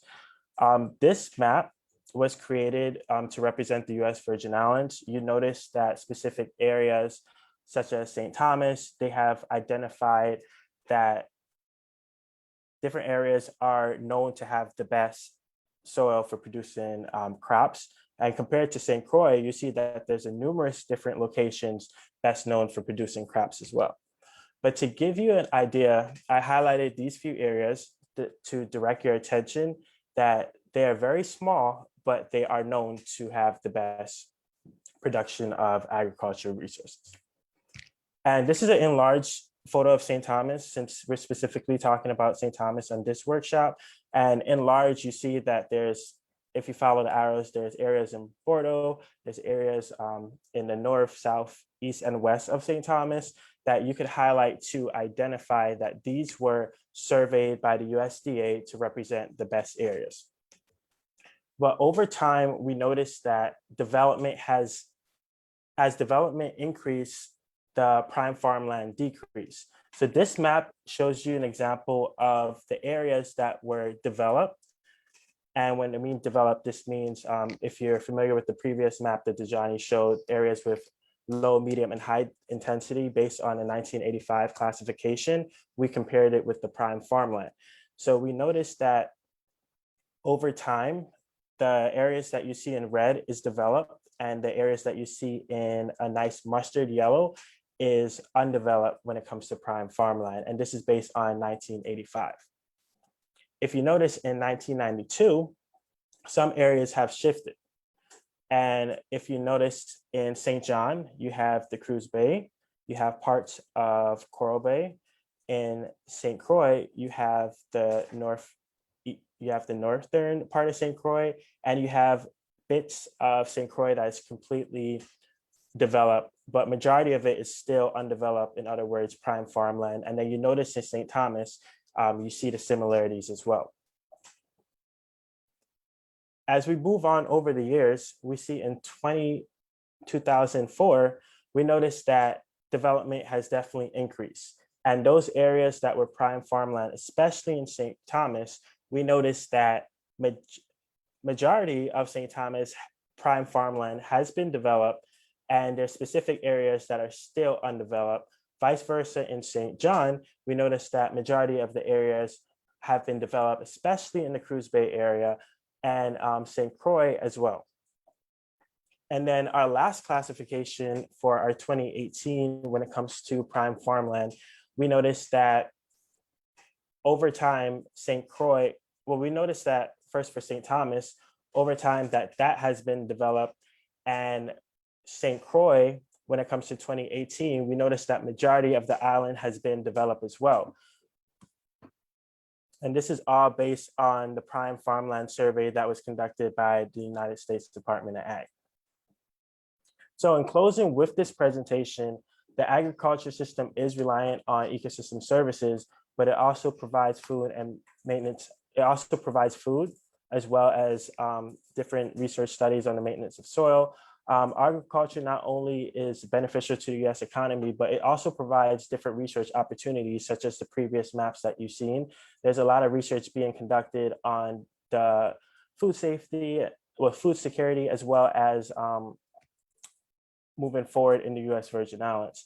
And over time, based on the graphs that we've seen and based on Dr. Ragster's presentation, we noticed that the development is definitely increased in the US Virgin Islands, and it has been conducted on prime farmland soil. And with this information, definitely management decisions to preserve the remaining prime farmland soil is definitely needed to be for the US Virgin Islands.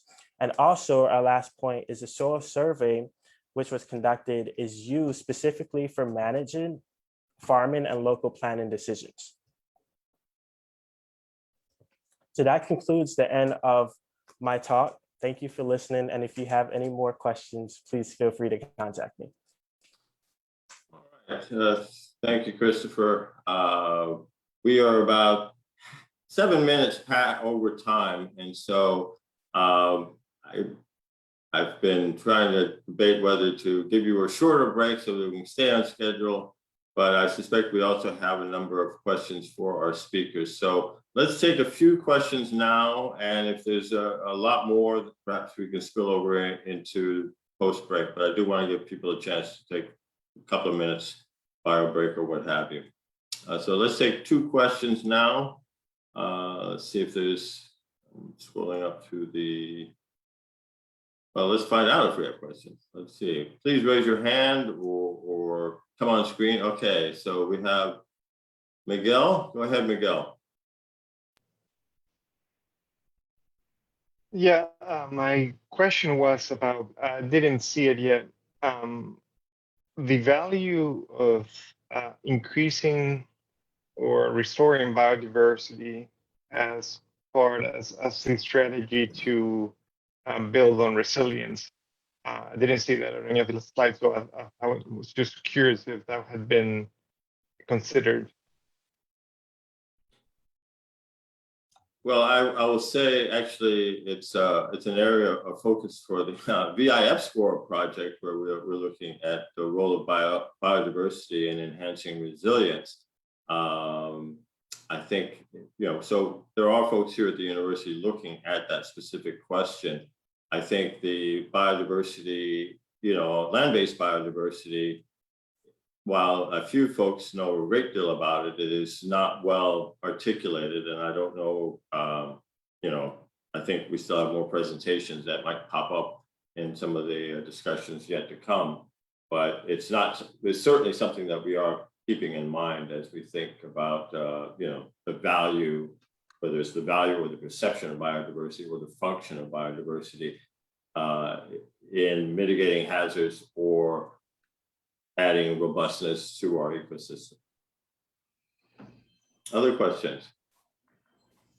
No, not a question, but Dr. Waddell, one of the things that I believe people who speak about biodiversity, assisting with supporting resilience, has to do more with the trade-offs that you're talking about. Right. And the challenge for the territory is that there are not a lot of trade-offs to do, and most of them are usually hard decisions.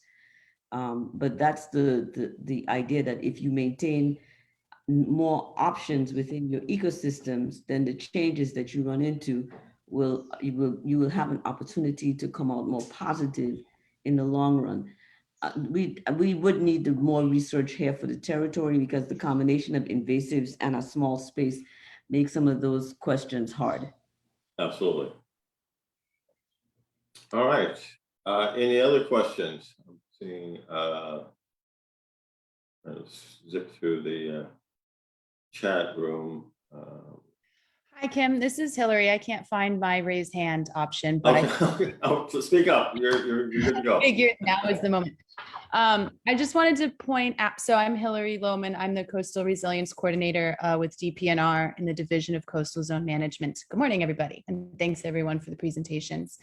I put it in the chat briefly, but I wanted to point out as we went through the ridge to reef ecosystems that wetlands, at least the mangrove, the actual shoreline bordering type of wetlands, the mangroves we have are of particularly critical ecosystem service to our fisheries for a lot of this similar but different reasons that were articulated around coral reefs. But there are like really critical life stages of finfish, commercial fish, and conch as well in seagrass and mangroves that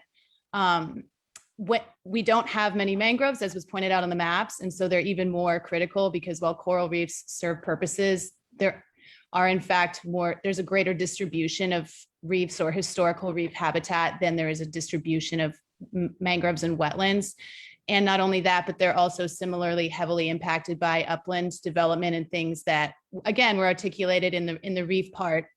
But the wetlands where they sit on the shoreline will be catching that first. And so I just wanted to point that out. I think there's a particular critical urgency to pay attention to the mangroves because they're very few and far between, and they're kind of irreplaceable for certain stages of certain fisheries that I believe everyone agrees are pretty important here now. Oh, thanks, Hillary. And I'm going to make one more plug for the EPSCoR program, our Ridge to Reef 5-year research capacity building grant from the National Science Foundation. We have both coral disease, coral recovery and restoration projects, but specifically the mangroves, we also have dedicated a fair number of resources to look at both the historical and the existing mangrove distribution and looking at ways to try and revive that and not just plant and hope for the best, but actually apply the best available science, looking for resistant, whether it's drought resistant or chemical resistance or disease resistance in these target species that we're trying to restore. So we are making an effort, but it's a lot of work and time is of the essence. Yeah. So let me just quickly zip around here. I don't see any other hands. So let's take, okay, it's 10:43, 5 minutes, folks. We'll convene in 5 minutes at 10:48. So take a break and we'll see you shortly. Thank you.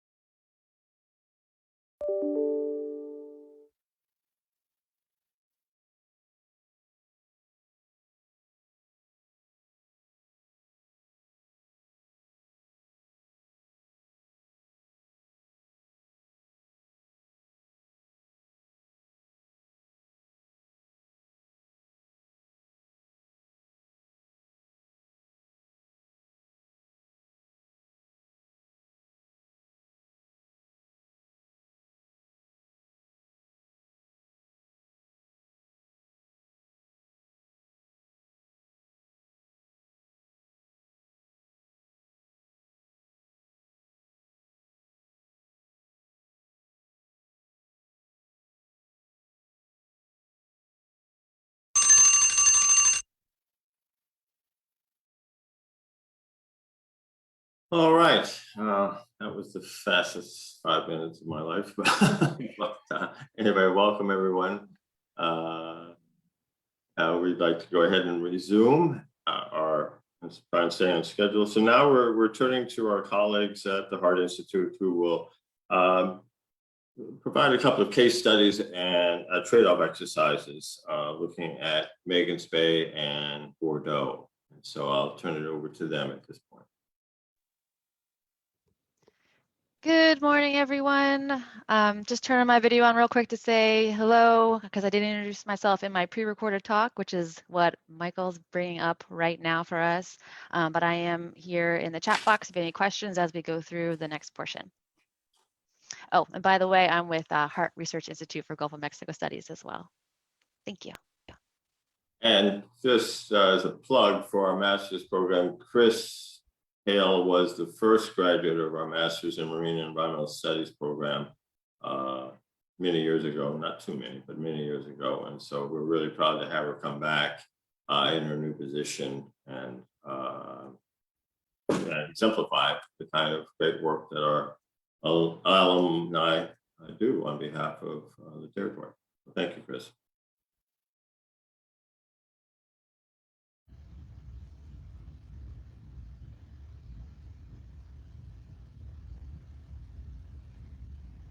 Okay.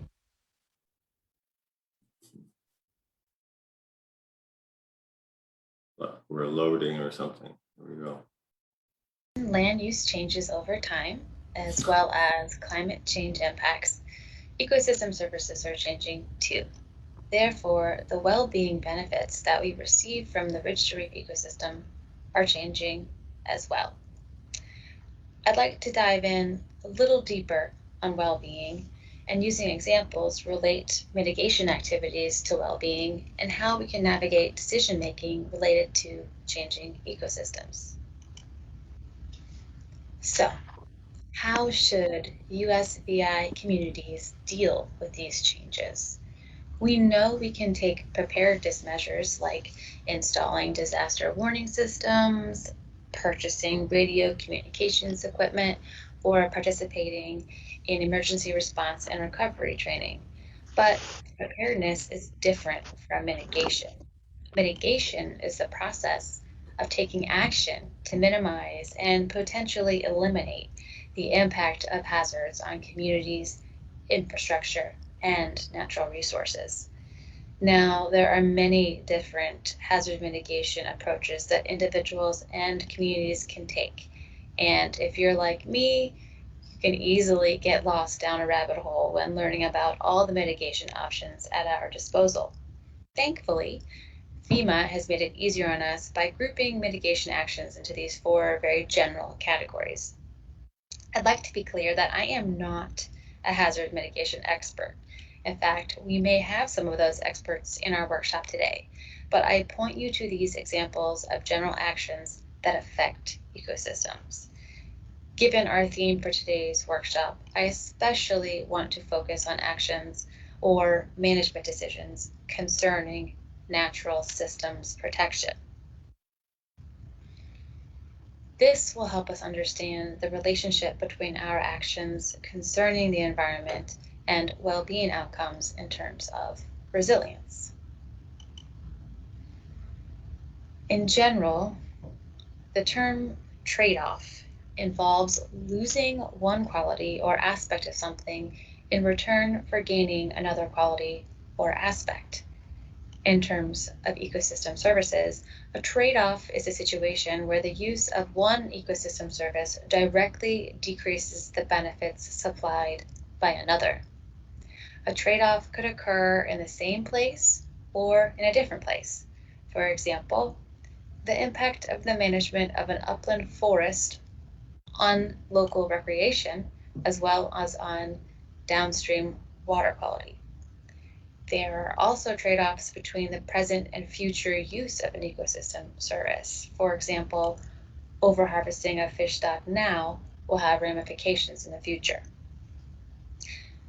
A synergy is a situation where the use of one ecosystem service directly increases the benefits supplied by another service. For example, the protection of coral reef areas impacts fish abundance, which in turn increases algal grazing and thus protects the coral, which eventually enhances recreation opportunities. So, given all of the potential trade-offs and synergies, how do we manage our natural resources so that we are maximizing the benefits that we receive? What are the trade-offs and where can we synergize? Well, one way we can consider our many options is by utilizing a framework such as ecosystem service logic models. These models represent the way a management action cascades through an ecological system and results in ecosystem services and human well-being impacts. Logic models are a great tool to compare strategies across locations to match likely outcomes with stakeholder goals. Additionally, evidence that accompanies these models can be used to clarify uncertainties that need to be considered and to identify critical research gaps. If standardized, these models can provide a consistent platform for multiple hazard mitigation approaches and help increase monitoring efficiency. We are presenting this framework to you today as one of many decision-making approaches. And although the logic model development can get quite complex rather quickly, you'll see this in a later slide, I use it to simply demonstrate the many well-being outcomes, or more specifically, the socioeconomic outcomes that can result when a community places the local ecosystem at the heart of the decision-making process. So let's start by talking about these outcomes.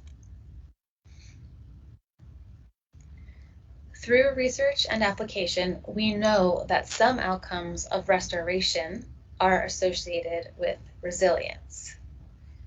And I'm talking about restoration because it's one example of a hazard mitigation practice. For example, increased economic activity in a particular community through jobs, labor, and income allow that community to be more resilient to external shocks that harm the economy. So this is one example of a socioeconomic outcome linked to resilience. Additionally, when people in the community are employed, they enjoy greater levels of economic resilience and are able to respond better to unexpected shocks. Also, diverse job markets are known to be more resilient because the community does not depend on just one industry. In terms of costs and expenditures, damage to property is a direct reflection of structural resilience, and repair costs for property damage similarly link to the property owner's economic resilience. Increased spending at businesses in a particular community allow that community to be more resilient to external shocks. If spending takes place at businesses outside of the target community, then this may not affect local resilience. The ability for shoreline property to withstand external stressors like flooding and erosion represents a facet of structural resilience. Increases in property value can be linked to an individual household's economic resilience, and at a larger scale, increases in a community's property values, which can lead to a larger tax base, can be linked to economic resilience at the community level. Additionally, community members' health and associated capabilities are essential to resilience. A healthy community is better able to respond to and cope with external shocks. When community members gain increased knowledge and understanding of their environment in the context of threats to resilience, this can help spur increased public support for future similar restoration projects that would add to resilience. Strengthened or maintained cultural values can be linked to community ties and increased social capital, which in turn lead to increased social resilience. Critical facilities, for example, hospitals, schools, and government buildings, are important for a community's ability to respond to hazardous events. Therefore, changes in their closure rate impact a community's resilience. So again, each of these specific outcomes that I just reviewed result from making change to an ecosystem, such as restoration, that are associated with resilience. I'm going to show you on our next slide where some of these outcomes relate to hazard mitigation using a logic model. So here is one example of a fully developed ecosystem service logic model that my team developed with partners for a previous project. I know it looks like a tangled and chaotic mess, and don't worry too much about what each of those boxes says right now. I simply want to point out the main ideas here. We'll break it down into a simpler, more digestible logic chain using some local examples in just a minute. So what are we looking at here? This model shows a management action or an intervention, and here's the key if you want to follow along. So on the left is the management action or intervention. In this case, the action is mangrove restoration, which is one example of a natural systems approach to hazard mitigation. The arrows connect that action to the many effects it has on different components of the ecological system, seen here as gray boxes or intermediate components. These are then connected by additional lines to the human activity outcomes of that action, seen as light blue boxes. Those human activities then result in socioeconomic outcomes, the yellow boxes on the right side of this model. It's important to note that these ecosystem service logic models have been validated by peer-reviewed science as well as experts in the respective fields. The lines show key pathways.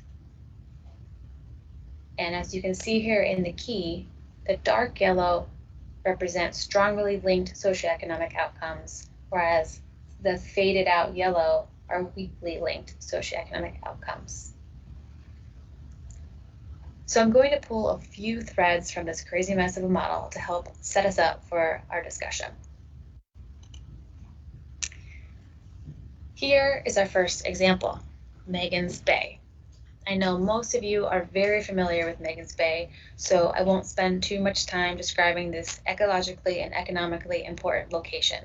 But for those of you who may not be familiar, some history.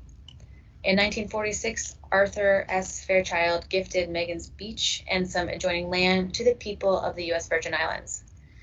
The area is now managed by the Megan's Bay Authority for public recreation, and in following the donor's wishes that the area be maintained as a public park with its natural beauty preserved for use by the people of the Virgin Islands in perpetuity without discrimination of any kind as to race, creed, color, or national origin.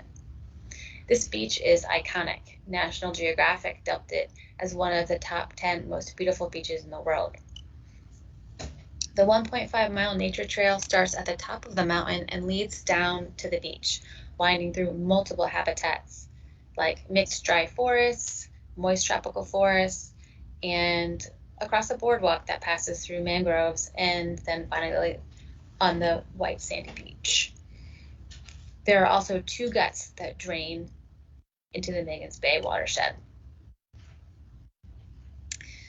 I've pulled a lot of these little informational tidbits from the Megan's Bay Authority's website. Hopefully it's been updated, so apologies if some of these acreages aren't current. I'm not sure how that's changed since 2017 storms, but in general, this is a beach that's used not only by tourists, but by locals as well as a place to enjoy life. There's educational programs that are offered here, camps, church groups. A lot of activities take place at Megan's Bay. So, as we all know, mangroves, sea grapes, and the many other trees and plants, both native and non-native in Megan's Bay, were denuded and or uprooted from hurricanes in 2017. in addition to impacts to other habitats in Megan's and the wildlife that lives in or utilizes this area. But for now, let's focus on Megan's Bay mangroves. Remember, this is just an example, and I'm sure restoration efforts have already taken place here and are already revealing benefits to the community and ecosystem. But for the sake of learning through today's workshop, let's pretend we're at the point in time where we are just planning projects that have the potential to mitigate hazards in the long term. So, as Dejani pointed out earlier, healthy mangroves provide a multitude of ecosystem services, and restoring them can be a powerful choice for hazard mitigation. But is this the best option? Should resource managers invest in mangrove restoration? What outcomes can islanders expect from mangrove restoration efforts? Let's start with our example, management action, creating new or restoring existing mangrove forest. So, what changes happen that result in resilience-related outcomes? My community is specifically interested in economic activity and human health outcomes. Obviously, because Megan's Bay is extremely important to the tourism industry, but also because, as I noted, it's important to human health through all the exercising, socializing, liming, and unwinding that people cherish this area for. So when we restore the mangroves, perhaps through planting seedlings with the help of community volunteers, we can expect that those seedlings will grow and increase in quantity and quality over time. Once those mangroves are mature enough, we also know that they will filter water that flows down the hillsides and through their prop roots, and they also capture sediment that travels from upland areas. Thus, water quality is improved. Because the water quality is improved, recreational activities rebound. People want to come view not only the mangroves themselves, but the wildlife that resides among the Megan's Bay mangroves and other adjacent habitats. Visitors will also resume paddleboarding, swimming, and other activities in the Megan's Bay area as a result of improved mangrove habitat and water quality. Finally, we can see that with proliferation of human activity in the Megan's Bay area, economic activity picks back up. Additionally, people are interacting with nature in such a way that their health is impacted. And as I mentioned earlier, both of these outcomes are associated with resilience. So what does this mean? In a very simplistic way, this one logic chain, which is validated by evidence in the academic literature, can help guide thought process in terms of choosing actions that might result in desirable resilience outcomes. Project managers, practitioners, and community leaders can make decisions about which ecosystem service they may or may not want to invest in when it comes to choosing mitigation activities related to natural systems protection.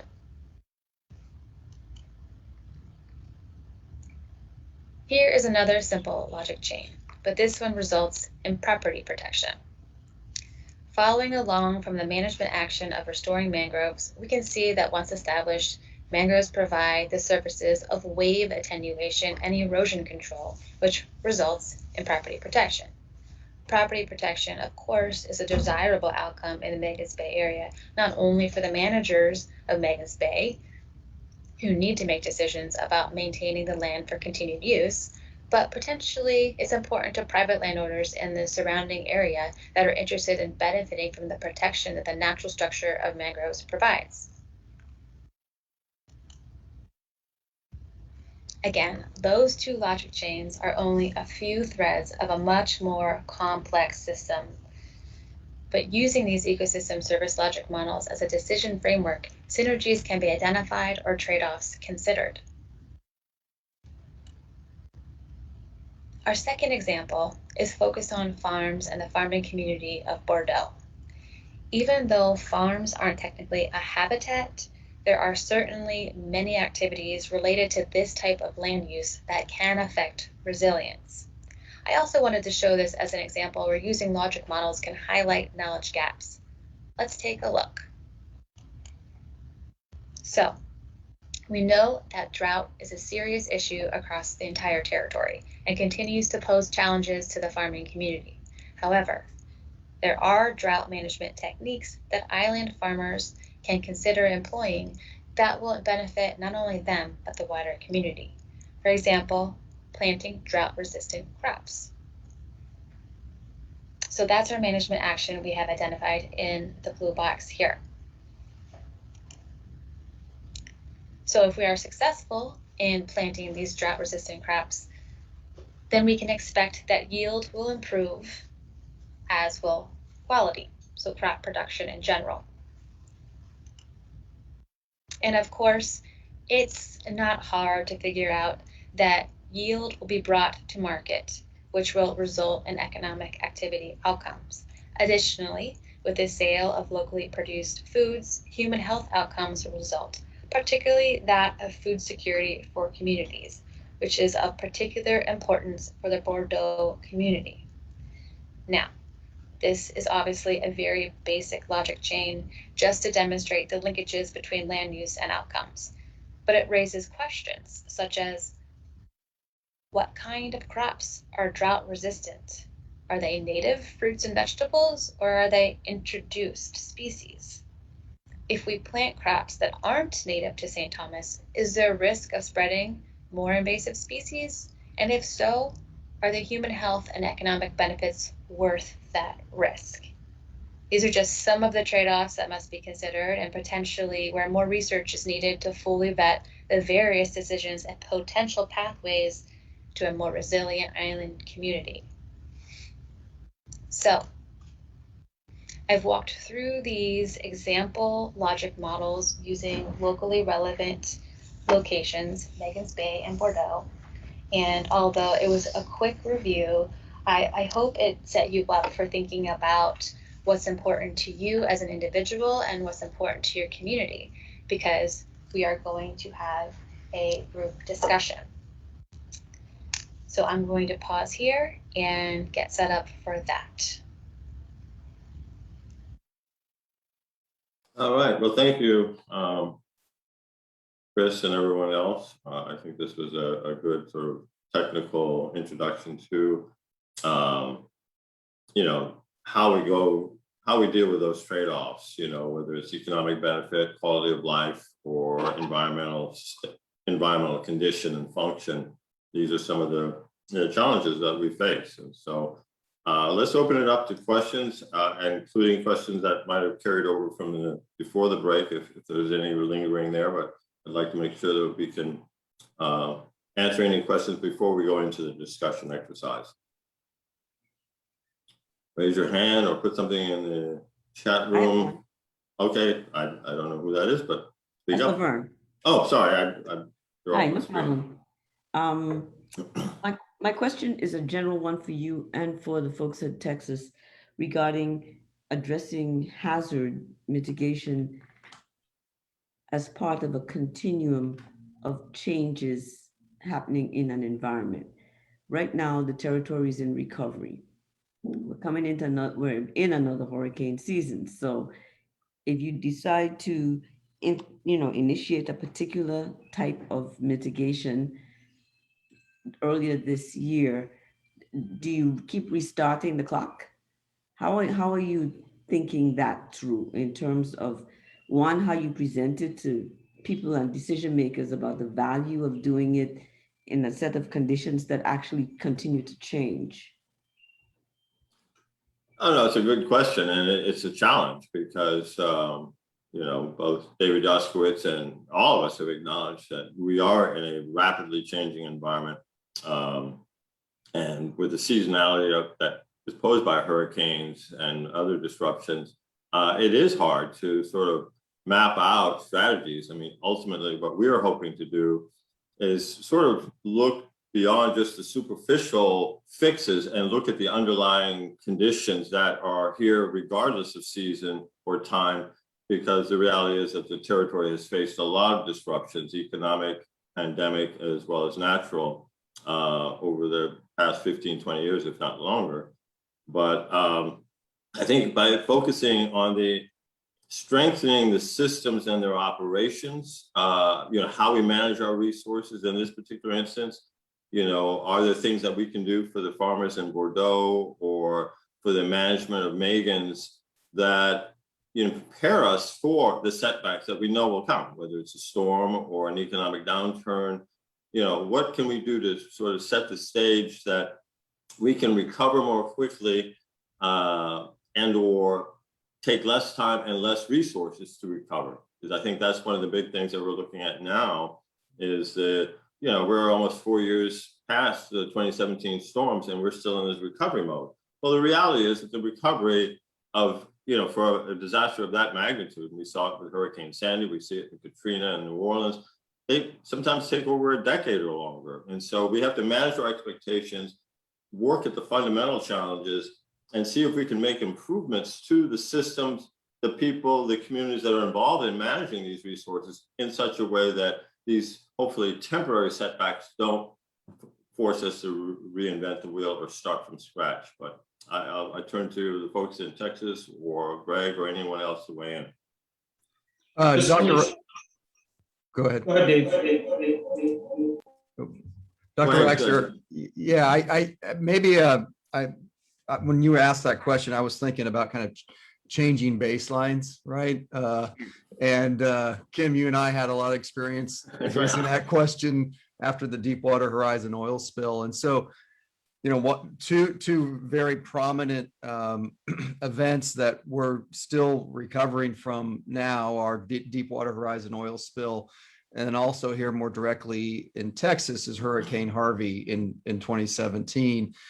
And what we're finding in terms of the planning around restoration and conservation activity is to be thinking about that, what that baseline is going to look like, 20, 30, 40, 50 years out, and plan for conservation and restoration through that lens, and not try to really get back where we are today or where we were 10 years ago.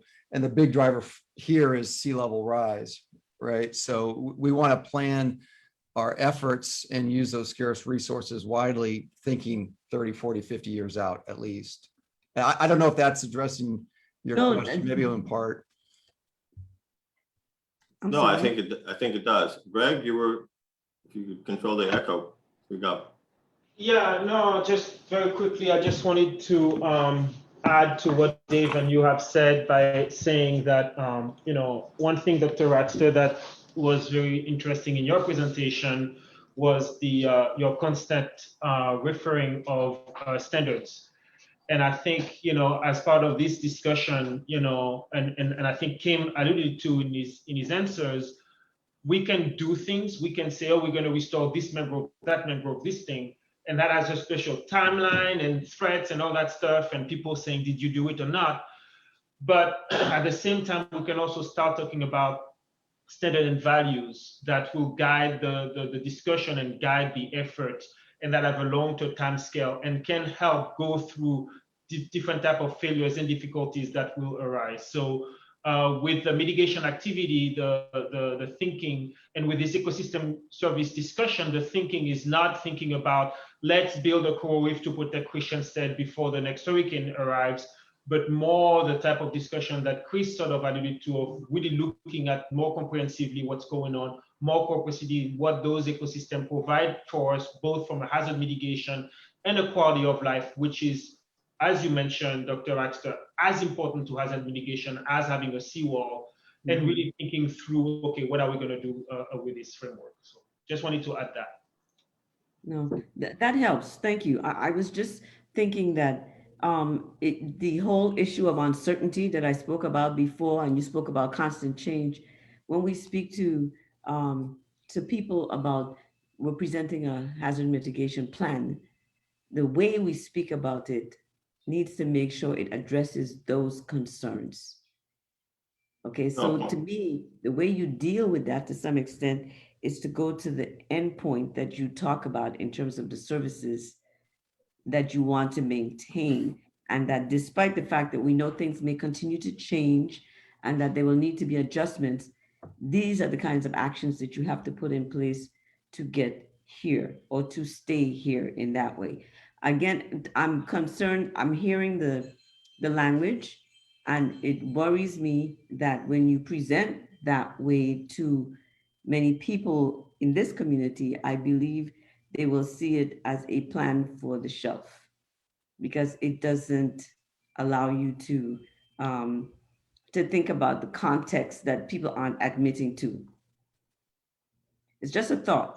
So I just thought I would, your question about how you dealt with it made me think of that. And perhaps that's something that you might want to consider. No, point taken. Thank you.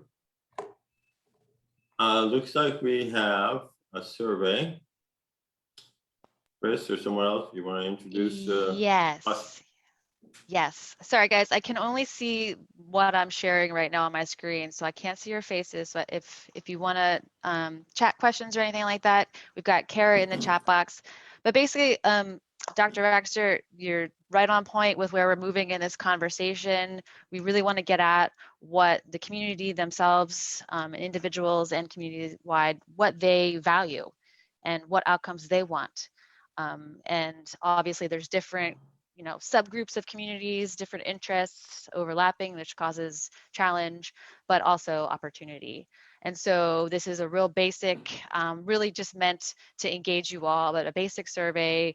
And please bear with me, this is my first time using Mentimeter.com. So we're gonna do this virtually and talking about risks. We're asking you all to go to menti.com. You can see that up here at the top of the screen, menti.com, and use the code that's also there. And I think Kara's gonna put it in the chat box if it's easier for folks to access it that way.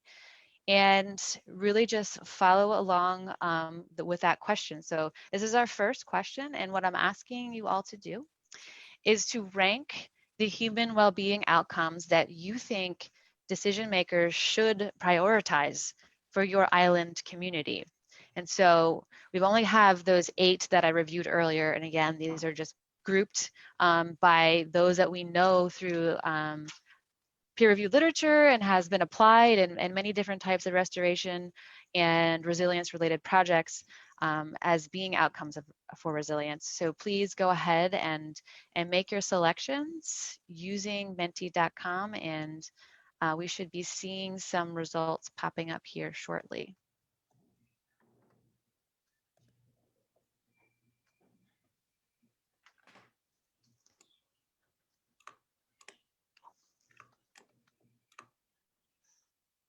Interesting. Here we go. We're going to give people a little bit more time to figure out menti.com.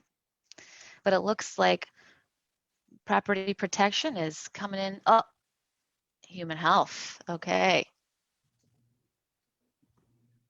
Yeah.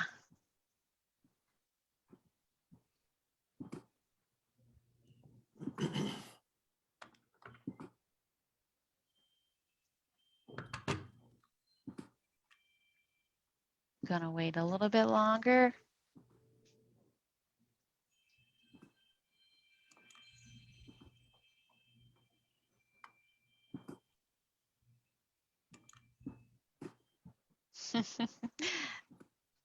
It's not an easy choice to make. I think people are probably changing their responses and rearranging as they consider those trade-offs. All right, we've got about 15 votes, 16 votes so far. And I, listening to some of the questions and comments and discussions so far this morning, I've already heard a couple opinions about, what people are valuing, the mangroves versus the corals is a big one, but what outcomes that those can actually result in. We've got 17 responses. Human health remains at the top of the list. There's 36 people on, so no peer pressure here, but right. And I encourage those of us on the team here who are Virgin Islanders as well, even though you're part of this project team, your vote counts too. You're part of this community.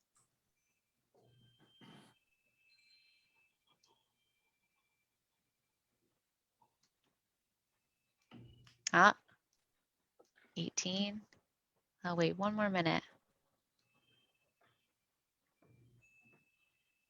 I think I can hear someone's wind chimes in the background. It sounds lovely. It's probably in mine. It's beautiful. Thank you. Good ears. Good headset, I think. All right, we've got 20 responses. I'm gonna, for the sake of time, move on to our next question, but real quick, it looks like, of course, human health is at the top. Coming in second place is cultural and heritage values, property protection at third. It's interesting, property value is at the bottom.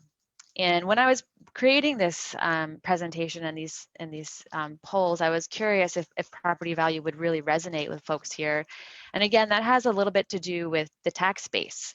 And I wonder, you know, if anyone's willing to offer up an explanation for how they voted. If any of you voted for property value as the bottom of the list, maybe you could take yourself off mute and offer, you know, a thought as to why that might be the case.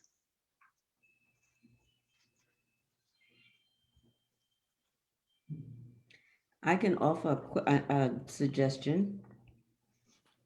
You do realize that land is limited. We are short approximately 5,000 housing units in the territory. They change all the time.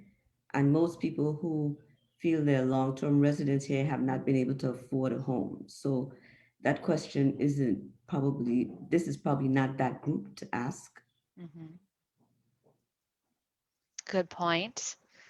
Hey, I'll speak up on my voting there. I put property protection as number one and property value as 8 because I feel like in conversations like this, I try to go extremely to my environmental side in order to really tease out those benefits and those issues.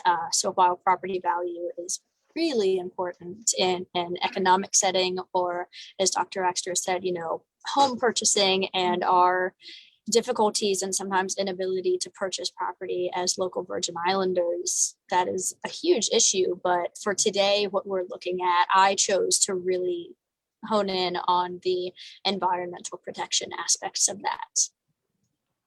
Nice. Thank you, Kitty, for that explanation. And I think both Dr. Baxter's and Kitty's comments emphasize the need to make these plans extremely local, right? Obviously, we can't take what's useful perhaps in the stateside and the continental stateside and bring it here to the islands, expect it to work. We really need to get the feedback of the folks who experience these situations and get them involved in planning going forward. And of course, this is just a simple survey, but perhaps reproducing something similarly and more comprehensive for the entire St. Thomian population in some cases might be, you know, one avenue to explore for getting additional feedback. We're going to move on to the next question. Hopefully. All right.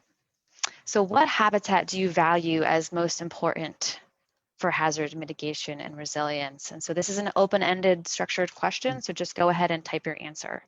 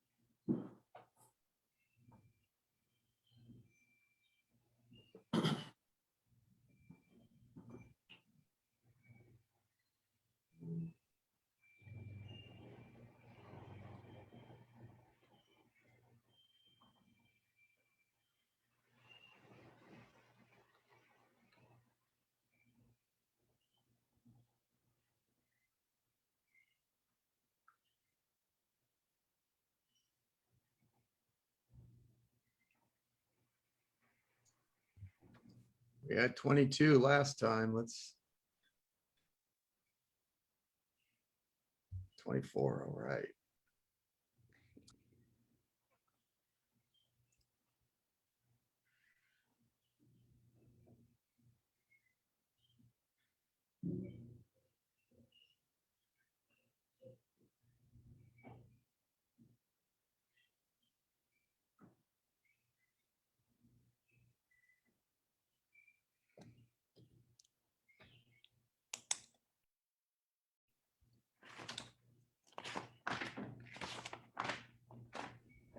Is Mentimeter free? There is a free version, yes, but you're very limited into how many questions you can ask with the free version. Okay. We went in for a paid version so we could get more accessibility to the software, but it is a fun way to interact. So it looks like we've got a lot of ideas here for different habitats, and someone commented too that's a really tough choice to make, and I think yeah, and this gets back to some of the conversations we were having earlier with I think there was a biodiversity question Dr. Raxter asked. You know, when we make these decisions and think about our different options, we really have to consider the full suite of habitats and full suite of outcomes and their interactions when it comes to not only mitigation projects specifically, but planning in general. And so it's really hard to narrow it down to just one habitat. But it helps us at least steer in the direction towards what our community is interested in at least trying, and then perhaps adapting as we go forward, as we see where we're succeeding or maybe need more effort. Chris, I think that's a really critical point. And I would go back to, what we're calling this, right? We're calling this ecosystem services, and we're not calling it habitat services. But, Right. Over the years and by default, I think just to maybe compartmentalize and make it easier for analysis, we have defaulted to just looking at a very specific habitat or a very specific species. But I think if you're looking at resilience, it's critical to look at the system, right? I mean, what I like to say is we should be putting system back into ecosystem services. Because while one part of a system might be degraded, it is potentially another part of that system can step up and provide some similar benefits, at least temporarily. So I think that's a critical point. Thank you, David. Did anyone else want to offer any comments here at this point? I would just jump in a little bit.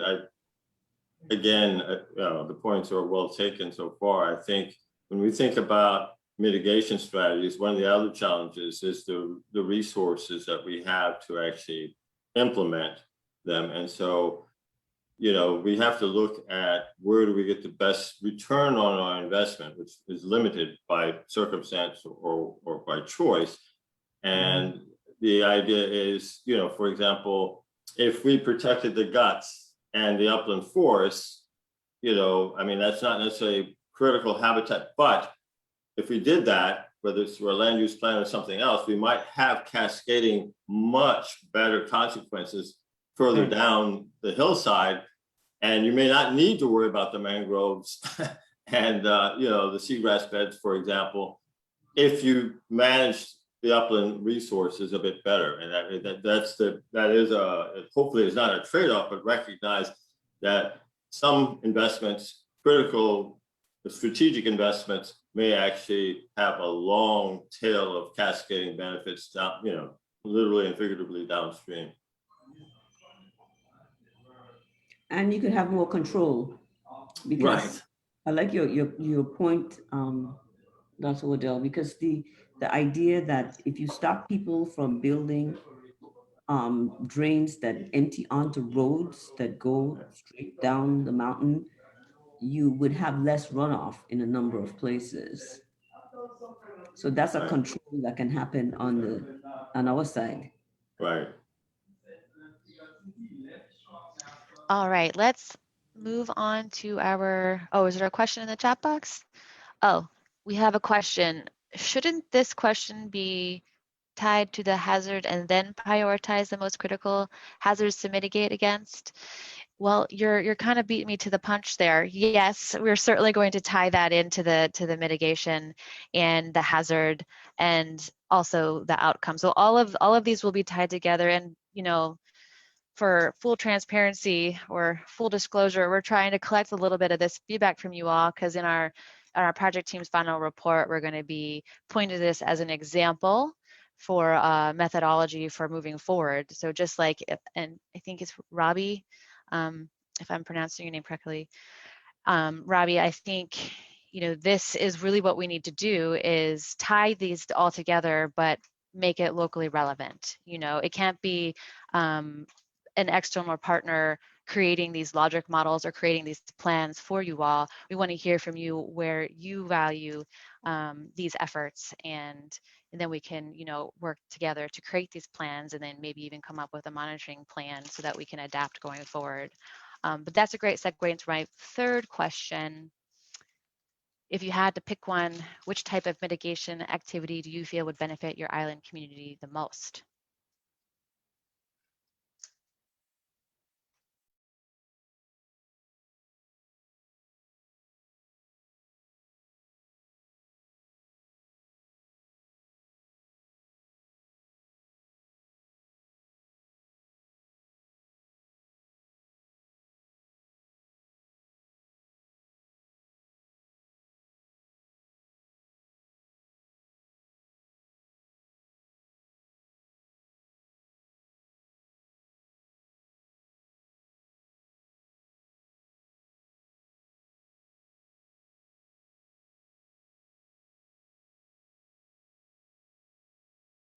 Yeah, Chris, this is Craig. One question I have is the time scale. When we think about hazard mitigation and habitat, we tend to think about, you know, oh, the coral reef is going to protect against the storm, or the mangrove is going to reduce the wave, stuff like that. But I think there is a different longer time scale at which, you know, the ecosystems provide the service to sort of help things regenerate, help things sort of strengthen their sort of ability to resist the shock, help provide the water and stuff like that. That is not the hazard scale. Um, just gonna want to point that out to make sure that, you know, we're not just talking about event scale. Right, and I'd also add in too the time it takes sometimes for our management entities to get to work, right? So that is not always in step with what's going on in reality either. So you've got, you know, our ecosystems responding differently at different time scales, and the people responding and recovering at different time scales as well. And so that's something to take into consideration when we're making decisions. And Greg, I would also add, especially if you're, you know, using a nature-based approach, is that especially if you're doing restoration, you know, there's going to, that restoration effort is going to mature over time, right? So what you put in the ground or in the water today, if done properly, should only enhance ecosystem services, enhance potential resiliency because of the maturity of the habitat itself and its connection to the system. Whereas if you use gray infrastructure, engineered infrastructure, after it's put in, you know, technically it starts to degrade right away, right? There is no maturity in that. It's matured the day it's put in, and there's only one way for it to go. If I may, one of the things that has occurred to me is that when I think about hazards for the territory, the ones that have been popping up in my mind more often these days have to do with long-term assaults from climate changes, okay? So the two that I'm most concerned about are increased temperatures and the change in the precipitation pattern. And those two are ones that I see great payoffs with respect to hazard mitigation, because they're going to continue for a long time. And they're ones that other people can't, I mean, somebody can't come with a plane and help you. You have to fix the thing on your side. So what does the territory do under those kind of conditions? And if we are, I don't think there are a lot of people in the territory that are foolish enough to think that the solution is going to be WAPA making water, because it's not able to make current most of the time. So it's going to be a challenge in terms of the future with how we deal with not having enough water for the territory.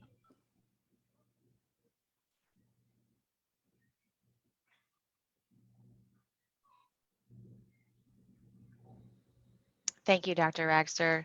Perhaps I should have added a question here about what issue or threat concerns you the most, but next time. For the sake of time, I'm going to move us on to the next portion of our discussion. I'm going to hand the mic over to Dejani Laplace, and we're going to walk through additional questions with him.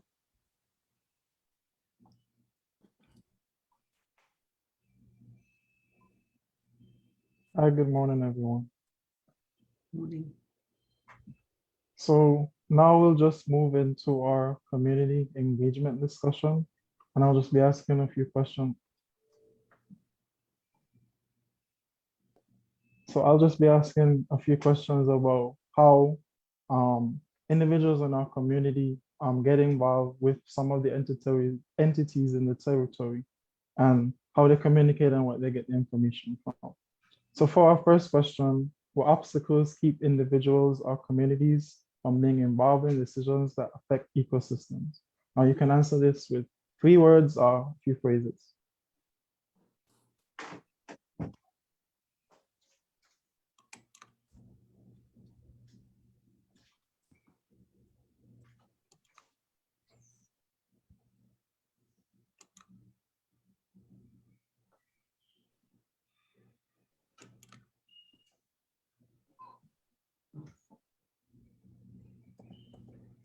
I like those first 3 words: awareness, positivity, and hardship.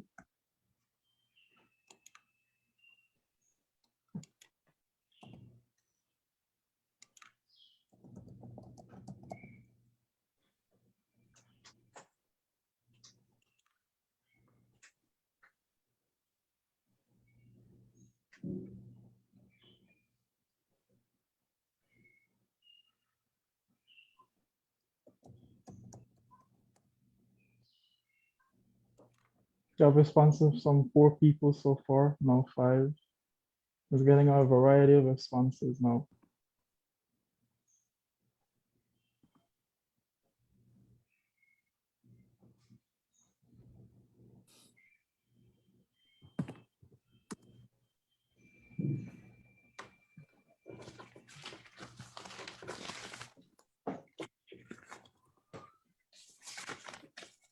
From a lot of these responses so far, it seems that we've been having a lot of difficulty, or people felt that has been difficult for them to get involved in a lot of these decisions from a variety of these responses so far.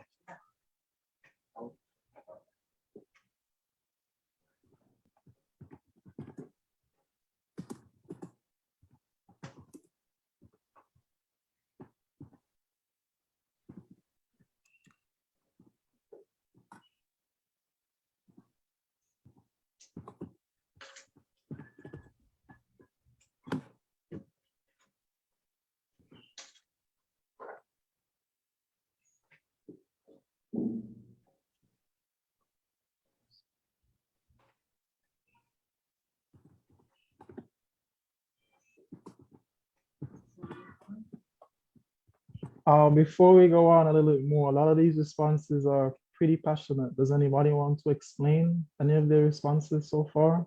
I'll give an example of some of the situations that might have led them to feel this way.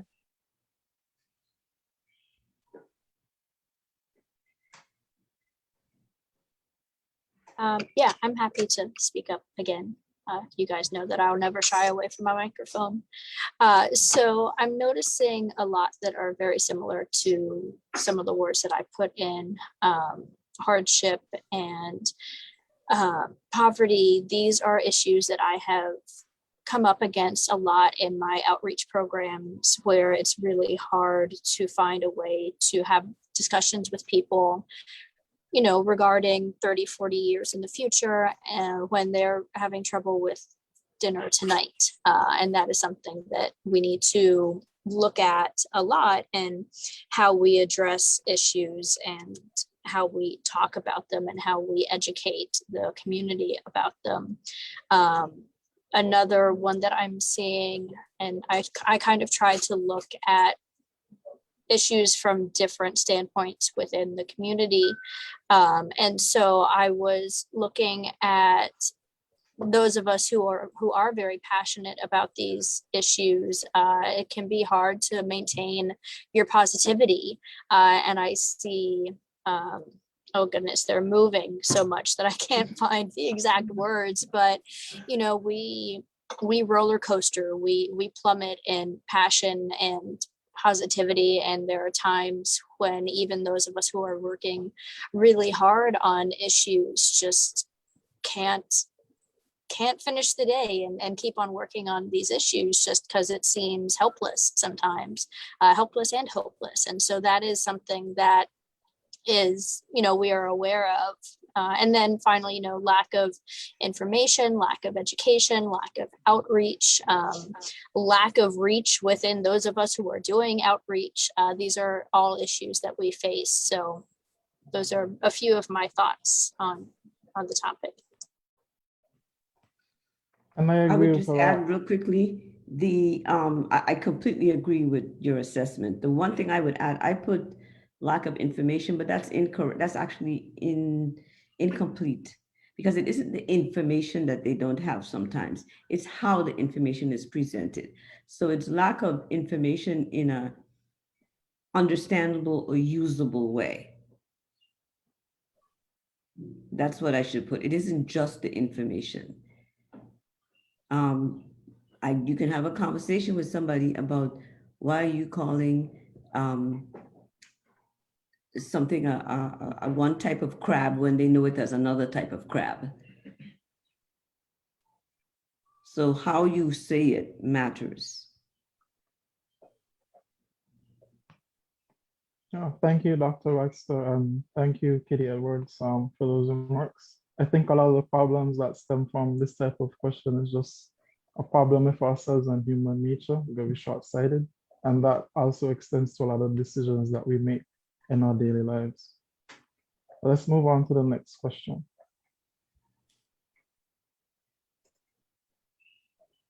So how can people get more involved in decisions concerning the USVI ecosystem and their well-being? Again, if you could answer with 3 words or phrases.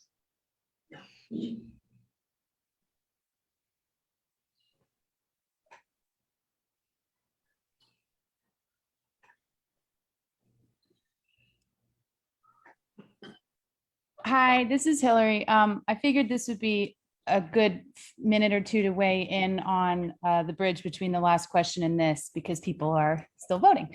And I put it in the chat, but I think also, again, I do work for DPNR. I'm on the management side of these things. And I think I'll speak for myself when I say it's something I am aware of and I'm trying to work on. And it's hard because it was also mentioned, we're all really doing our best, choosing to spread ourselves thin in order to cover as much as we can in these jobs that we're all here because we're passionate about, personally as well as professionally. But I think there's also something unintentionally, but with consequence, inconsistent about how we share information about projects we're working on, about their implications, about things that have happened, and then, and the consistency with which we update things. And maybe we throw out a flyer after a project and then we move on to the next project. I think if we were more consistent and systematic and strategic about how we describe the work we're doing, and then how and when and why people are invited to weigh in, and how and when and why they're invited to weigh in. I think there's just a lot of inconsistency in that, and I can see it from both sides of the table. I miss out, I'm positioned to hear and see a lot of things going on, and I miss hearing and seeing of things going on still. And I'm like, wow, if that happens to me, how could anyone who's not spending their 9 to 5 doing this not miss that? I don't have a solution there, but I do think, again, just something to keep in mind at that real scaled out thing is how making sure we're mindful of doing our best to be consistent in what we're saying, and what is the role of asking versus not asking, I guess.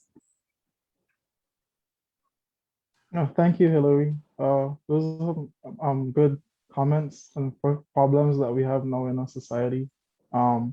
right now the access to information is pretty high. There's information all over, but just us actually getting access to it has been low. We have a lot of things going on in our daily lives, and it can be pretty difficult to navigate some of these websites and then news media outlets and other social media apps to just get information. So if you're not doing it every day, again, I can see why some people may have problems accessing the information, even though it's all over. So I think So something that Hillary said that I think is really important and actually goes back to watching the words change. On the last one, one of the phrases that popped up was lack of engagement from the government. And I think that sometimes as government employees, we're afraid to speak up as a government employee. And as Hillary so wonderfully introduces herself every time as a DPNR employee. Hi, I'm Kitty Edwards, and I am the Education Outreach Coordinator for the Coastal Zone Management Division of DPNR. And sometimes we kind of hide behind our pictures and don't speak up as government representatives because it can be scary and people can be really mean to us sometimes. But we keep going. So I think that there's a balance between sharing information about our projects. And I do agree, I know a lot of the work that Hillary's doing and projects that we have that we're trying to push through just within CZM. And if we don't share enough about that to the public, how are they supposed to know? And I know that as an outreach coordinator, maybe that should be more blame put on me. Sorry, guys. We're working on a lot of really cool stuff. And in relation to this next question about how people can get more involved, I feel like a lot of people take more time criticizing than trying to get involved. So rather than saying, how come this isn't happening, say, how can this happen? Because it's possible that somebody is trying and keeps on getting pushed down. So not to get too into it, but just wanted to get that out there. again, thank you, Kitty, again, for mentioning that. And I do think it's very important to bridge the gap between getting information from a DPNR or government or even some science representative or researcher, and then getting it to the average person who works maybe a 9 to 5 or works in some other government entity so that they can connect and understand what's going on and what's going on around the island. So see, we have a lot of responses. Sorry, Kim, go ahead. No, I want to go back to what Dr. Ragsdale pointed out, just about it isn't just the lack of information. I answered this question about, how do we get people involved? And I put in, you got to go to them. You got to meet them in where they're comfortable. You have to listen. I think the dynamic between whether it's scientists or experts or people with formal education or whatever, and they're talking to an audience who may not have some of those, attributes and yet are quite worldly in other ways. We have to find a way to communicate in a way that treats them as equals, listens to them, and then perhaps we're asking the wrong questions or we're addressing the wrong issue from their point of view. And I think that exchange, that dialogue is absolutely essential. And the last thing I said is, we got to do more with the young people, the children in particular, because they are the ones, they have open minds, they have a natural curiosity, and they are our future. And so I often find that they are sometimes the most receptive.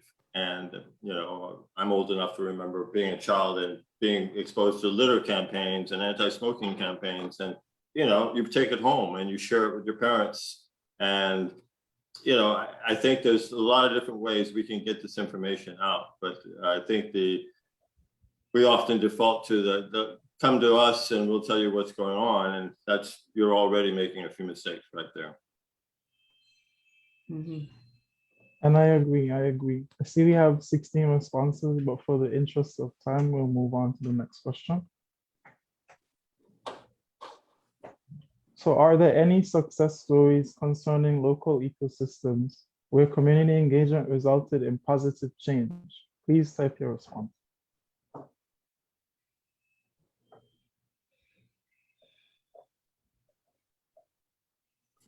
So now is just the time where we heard a lot of the negative responses or difficulties that people have been having with communication between the two entities, the public and then the government and more research-oriented persons. Now will be a good time for you guys to just say any positive things that you've experienced so far.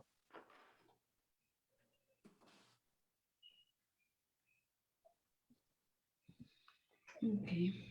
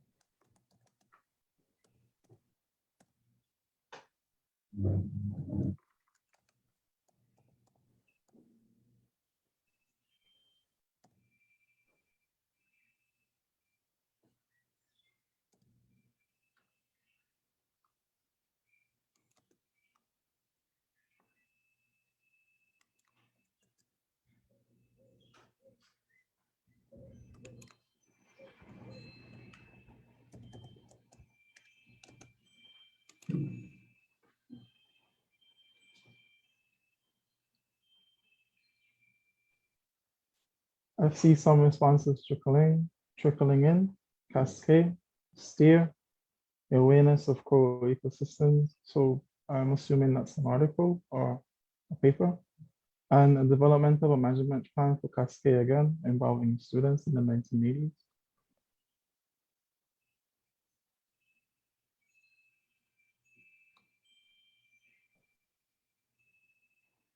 So in the 60s, it seems like the Northside community stopped condos from being built on Whole Point. It's a good example of the community coming together and stopping what they might have deemed to be a negative development.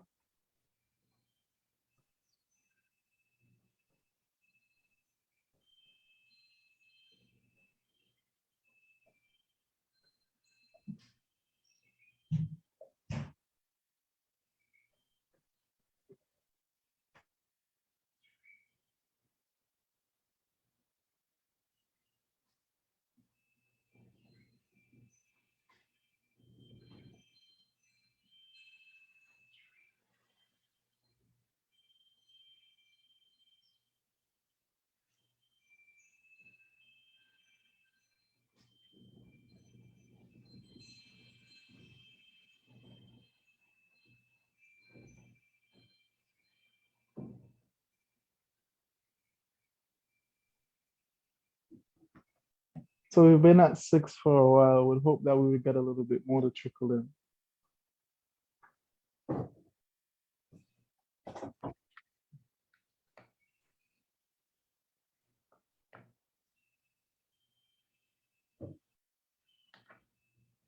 So stony coral tissue loss disease awareness came up again. The St. Croix Environmental Association purchasing land for conservation easement at Chinay Bay at St. Croix. And then stopping hotel development near private at the time portion of Megan Bay.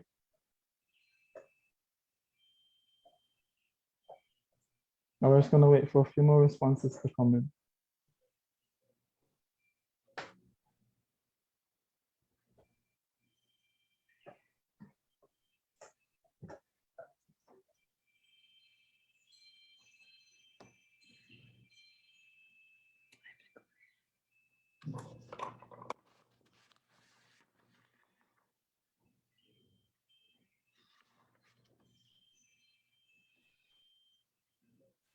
Commando Bay development.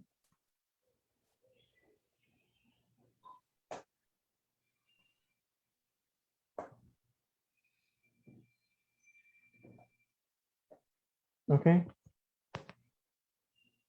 So I thank you everybody for their responses so far, and this has been very helpful.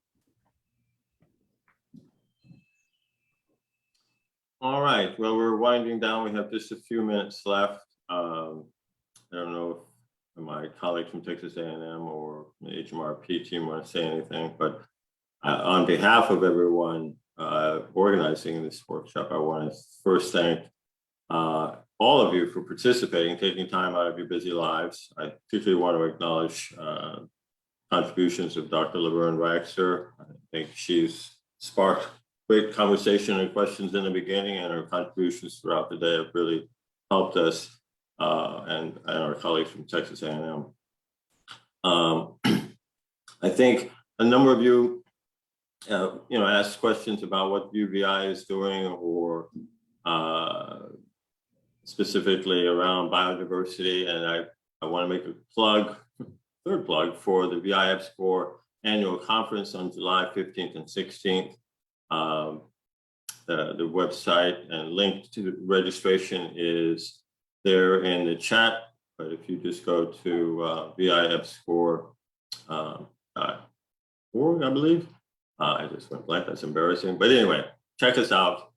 There it is in our Kelly Harrigan saved my butt once again.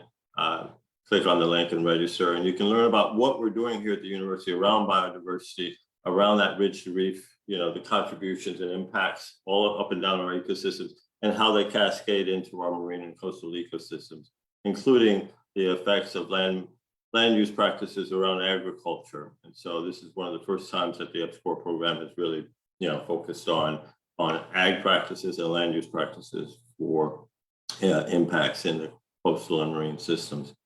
Anyway, enough plug there. Thank you all for your time. This was, I think, a great start to a week of, we're going to be talking with colleagues in St. John tomorrow, and then on Friday in St. Croix. So obviously chime in and or join in and listen to those conversations. And I think David Jaskis would like to say a few words as well. No, I was just clapping. That's the clapping. Oh, misreading the hand signal. Sorry. So anyway, thanks everyone.